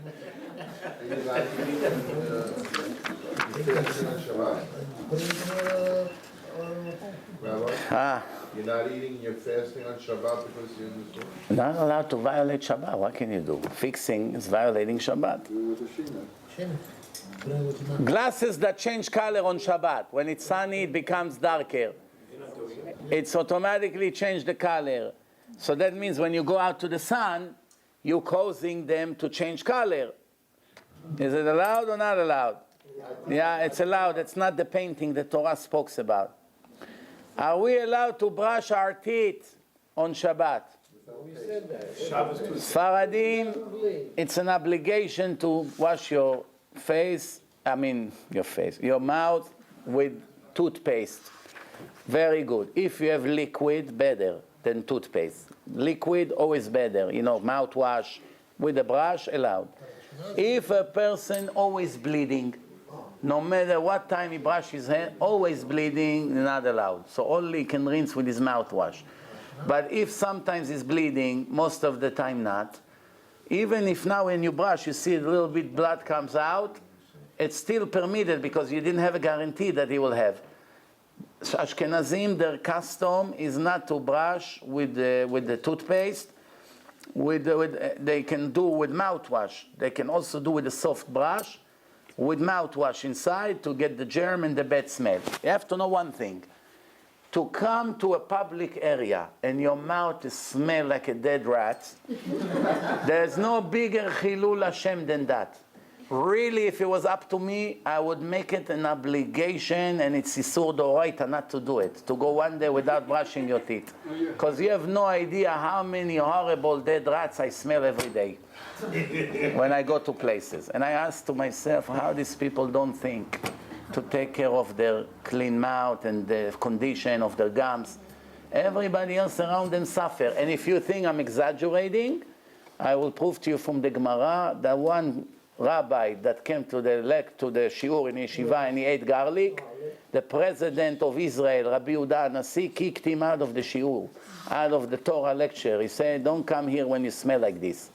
So which means he did not have a disease in his gum. He only ate garlic. And garlic, Hashem Yerachem, when people eat it, it's hours of suffering. I used to have a guy who once in a while used to come with me. One time he ate garlic. As soon as he walked into the car, I was already 50% fainted. So I say to him, wow, before we go on the lecture, now 2 hours with you in the car with this garlic. He said to me, what garlic you talking about? So I ate it yesterday. Well, I brushed my teeth 3 times since then. Still come out of his breath. Give up your desire. Nothing will happen without this onion and garlic and chilbe and amba and all these smells. Think about other people. What makes other people suffer around you? Wash your hair. Make sure once or twice a day to wash it with shampoo. If your hair is oily, make sure you don't have dandruff on your jacket, because people look at you, they want to vomit. And then they say, oh, you see how religious people are? Look, 1 week he didn't take a shower. And in the summer, especially in Israel when it's very humid, you must take a shower at least once or twice or 3 times a day. Every time you begin to smell and you're dripping sweat, there's nothing you can do. People around you, especially when they're allergic to religion, they're looking for a reason to justify their evil way.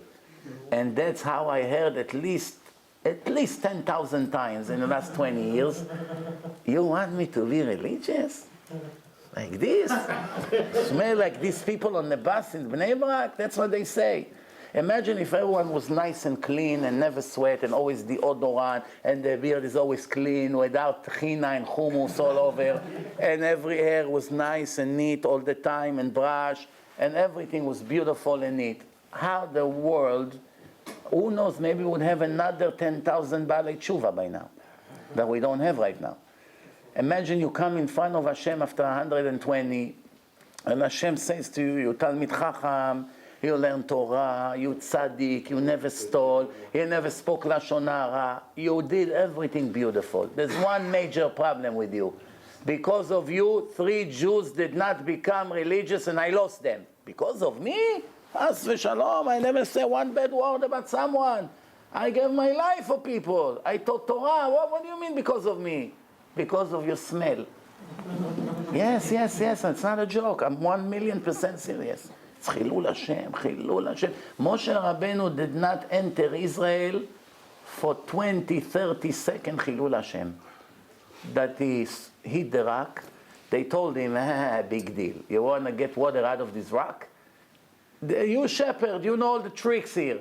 Let's see you getting water out of this rock. If you get water out of this rock, then you're a man of God. And Moshe was thinking, Hashem told me to speak to this rock. Well, what's the point? They're already making fun at me. If I speak to the rock, I get water out of this rock, it's not going to make any impression here. If Hashem wants to get water, does he have a problem getting water from a different rock than what he wanted? It's no big deal for Hashem. Let me give them water from this rock. I will shut them out once for all these wicked people. All the rest of the nation will go against them. We'll get rid of this Erev Rav. He had very, very calculated decision, and all for the sake of heaven. Nothing for himself. What did he do for himself? But the 20, 30 seconds that everyone laughed, because when he came to speak to the rock, nothing happened. And he hit the rock, still nothing happened. 2 little drops came out. And then when he hit it for the second time, the Niagara Falls explode. But there was a period of time that everyone was laughing. Ha ha ha, you see, we told you, it's all a trick. When the water came out, they got the shock of their life. Everyone was silent. But there was only almost a minute of Chilul Hashem, and Hashem said to Moshe, Mei Meriva, this, whatever, what happened, open over there, you're not going to Israel. You're not going. That's one of the reasons, the main one. Because of this, that you embarrass my reputation in front of the public, finish. So that's the same thing over here. Sometimes I see people, hundreds of dangerous on their shoulders. Use a good shampoo against dangerous. 1 week, it's gone. The screams, the things. The person has to take care of his situation. You know, sometimes people do take showers, but they don't replace their dirty clothes. The clothes is 1 month, he wears the same jacket. And it's accumulated a lot of sand and dust and sweat and all kinds of things that leak on it, you know. Eventually, Hashem Yerachem, he walks into the room, you faint. You can't breathe. And everyone is embarrassed. How many people have the guts to tell someone, unless if they hate him, then they make a party out of it.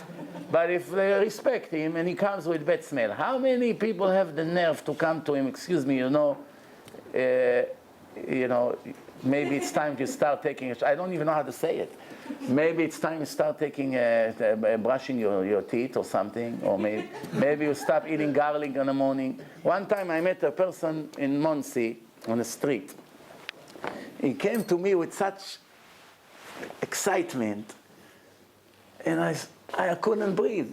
Like he just ate, mamash, a minute before, actual whole clove of garlic raw. I don't have to tell you what I say. What? Then I asked someone, what is going on? What, he eats the garlic like this all day, like candy. He believes he's healthy. So he's going to live 5 more years, and we all die 5 years younger. Baruch Adonai leolam, amen ve'amen.